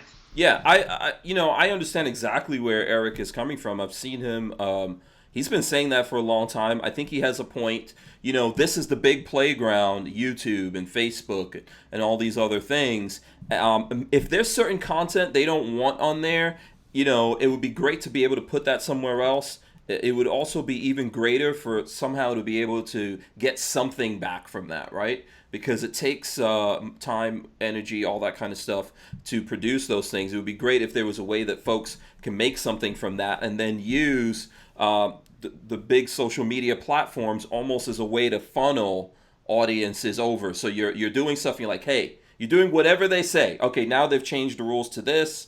You do it and you say, you know what, guys, if you want to see more detailed stuff, go over here. But we've got to create ways that, because for the people who are professionally creating this content, like you just said, out of 1,000 people, maybe only 50 of those people have really valuable content. I think they should somehow be rewarded for that. Dude, we were doing DVDs since 2005. We started streaming in 2010. We still produce. I think there's more content at Personal Defense Network than any other standalone platform out there as far as personal defense training and armed defense training, certainly. And we've done it with a bunch of different contributors, and a bunch of different instructors have been part of it. And it's there, and I use social media to drive people over there. I don't charge money. I don't do the Patreon. I don't monetize YouTube. Personal Defense Network doesn't monetize YouTube. We barely get any views on our channel. We use all this to drive back to our platform, just in terms of communicating. What I do on social media is much more about the advocacy and the politics and, there's a Cindy Lou and all that kind of stuff. Yeah. She, by the way, is telling me at dinner time. Yeah, here. Exactly. Yeah, we got to cut this short. You know what? I wish someone would put some kind of conference together about this, Rob. I don't know. Maybe some professional guy that likes to wear suits and shave his head bald, or I don't know. Maybe we should figure out a way to do a conference and have like a conversation with the with the folks out there about how to make this better. I'm in. Let's do it. We've got some allies too who are working with us in the community through NSSF and through other organizations to try to make the relationship with social media better. But it's hard, and I've always said, hey, it's their platform. They owe us nothing. Mm-hmm. Facebook owes us nothing. YouTube owes us nothing. Yeah, right? But we owe ourselves everything. That's right, and that means we have to play by their rules and also hedge our bets. And that doesn't mean a backup account. That means, Gunstreamer. It means Personal Defense Network. It means, Full 30. It means all those other things. Yeah. Okay. Awesome. I know you got to go really quickly. There's some people, Lola says, that wants to know what's up with the gun. So we made an announcement.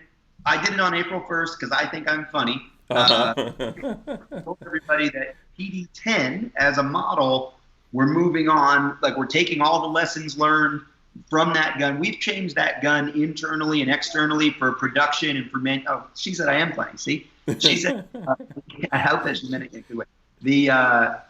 We've taken everything we've done. We restructured the company. Everybody knew that in May. Mike Sedini and I went out on our own without our partners at Eagle Imports. He left Eagle Imports also as president, really to do Walk the Talk America and Avidity Arms full time. So we've learned so much about the relationship with our vendors, our parts, our processes, that in order to streamline, to get from where we've been trying to make this leap from we can make guns to we can sell guns, so from production and fabrication to true manufacturing, so we can sell thousands of them. In making that leap, we've also learned a lot about how to make these parts better, make the gun better, make it more durable, make it more reliable, make it more affordable, make it easier to get parts from vendors. The changes are so significant, mostly internally, as well as some changes we're making externally and to the length of the barrel, for example, for export, that we're just going to come forward. So the working title is the PD11. We're probably going to change that name too, but lots of big things are happening. We just ordered a whole new set of dies for all of our stamped parts. There's a lot of money being spent, a lot of things being done, but it's really a reboot on the gun itself. Okay, cool. Okay, all right. So quickly, because I know you got to go here, we might let you go, and then Yehuda and I will continue here to the end. How can people support you, man? What's the best ways for people support you, get in touch with you? Share PersonalDefenseNetwork.com with all these new gun owners. And if you haven't checked out PersonalDefenseNetwork.com, go check it out. Sign up be a premium member. There's a bunch of stuff behind the paywall. There's a lot of good distance education classes at Personal Defense Network Academy. And then just like and share the post. If you like the things I said about Responsible Rebellion, go to the Responsible Rebellion Facebook page, like it and share it. Go to the Responsible Rebellion @Responsible Rebellion Instagram page and DM me. Send me private messages. Give me your thoughts on the content and your thoughts on what it means to be responsibly rebellious in this time of incredibly oppressive restriction. Awesome, awesome. Yeah, I'm not going to hold you, man. If you got to jump off, I know your daughter looks ready. I know. Ready. 7 o'clock here. We're gonna get some food in her belly and mine too. Appreciate you guys. Love you guys, man. You guys take it easy. All right, Rob. Thanks a lot. All right, Yehuda. As we're getting ready to go here, can you tell the folks? I know we didn't get a chance today to talk a lot about it, But how can the folks out there that want to support you, how can they do that? I notice you're rocking that looks like MTV, but it's M16 shirt. Yeah. Boom. Let's show that off a little bit. Sure. I want my M16. Nice. Yeah. Yeah, it's one of my shirts on my website. You can go to the pewpewjew.com. I also added some artwork that I've designed. Cool. Oh, that that poster back there? That's nice. That's that's MP5. Very nice. Yeah. So I have a bunch of fun stuff. Yeah, I've added a ton of new stuff since we were last there. But if people want to find me, they can go to the pewpewjew.com. I'm on Instagram under the pewpewjew, Facebook, Twitter, all under the pewpewjew. Awesome. Yeah, please do support Yehuda. He helped us out. I know Lola was having some issues getting our store and everything set up, and he helped her out to get that set up. So, just go over there and support him, just, for supporting me. I would appreciate that. I do want to thank everyone for joining us here. I want to remind folks, go to hankstrange.com. Okay, that's the place to go to sign up for the email list. We're giving away things. We got patches and stuff like that. Yehuda, we had the first patch. Now we got another patch that we're adding. I'm calling that the Hank Strange Super Suit patch. It's got the blaster in it. I was gonna say that's your Space Force one, huh? Yeah, exactly. So we've got some designs like this that'll be coming out. You guys can get that on the .com. Make sure, like Pincus was saying, he told you guys how to support him. Support Yehuda, all the people that come on here. I appreciate that. I am going to drop the end of the video here for everyone. Make sure you guys subscribe, thumbs up, ring the bell so that you can be notified. We appreciate you guys coming in. You can find this on audio. It's on iTunes and all the places that you get audiobooks, as well as hankstrange.com. You could go there and you'd be able to get that. Don't forget about Hank 20 at Sportsman's Guide when you check out. That gets you $20 off if you spend $100 on anything except ammo. So go there. We'll be back tomorrow. Shout out to Walther Arms for supporting us. Yehuda, any final words? I know you didn't get a lot of stuff in today, but I think it was a great show. Yeah, no, it was a great show. It's... I love being on shows with Rob because he does a lot of the talking, which is great. Yeah, you could multitask. Yeah, but I also agree with a lot of what he says, and he really does come from a rational point of view. At least I believe so. Yeah. So I always enjoy it because I end up being so much more, a lot more educated by the end of the show. So it is what it is. Also, Rob is what you like. What Rob is projecting to people. The best way to say it, what he's projecting, he's really that. How he was talking about a long time ago at Knob Creek, how those guys were. Rob is one of the people I could point to. There's lots of guys in the gun community like this, but he's open and welcoming to everyone. Yeah. That's something I've always appreciated about him. I know people get mad at him sometimes. Maybe there's something that he said they don't understand exactly where he's coming from. But I think he's a really good guy. He's definitely deserving of our support. Yeah, look, Rob, I went blank. Rob endorsed my first book when it first came out. And since then, he has been nothing but a fan, inspiration, advisor. I mean, he's been all around just great for me, and he's always had my back. He's pretty awesome. So, yeah, I love Rob. Yeah, same here. Feelings mutual. Same with you, man. I appreciate your support. We got to try to get you back on here.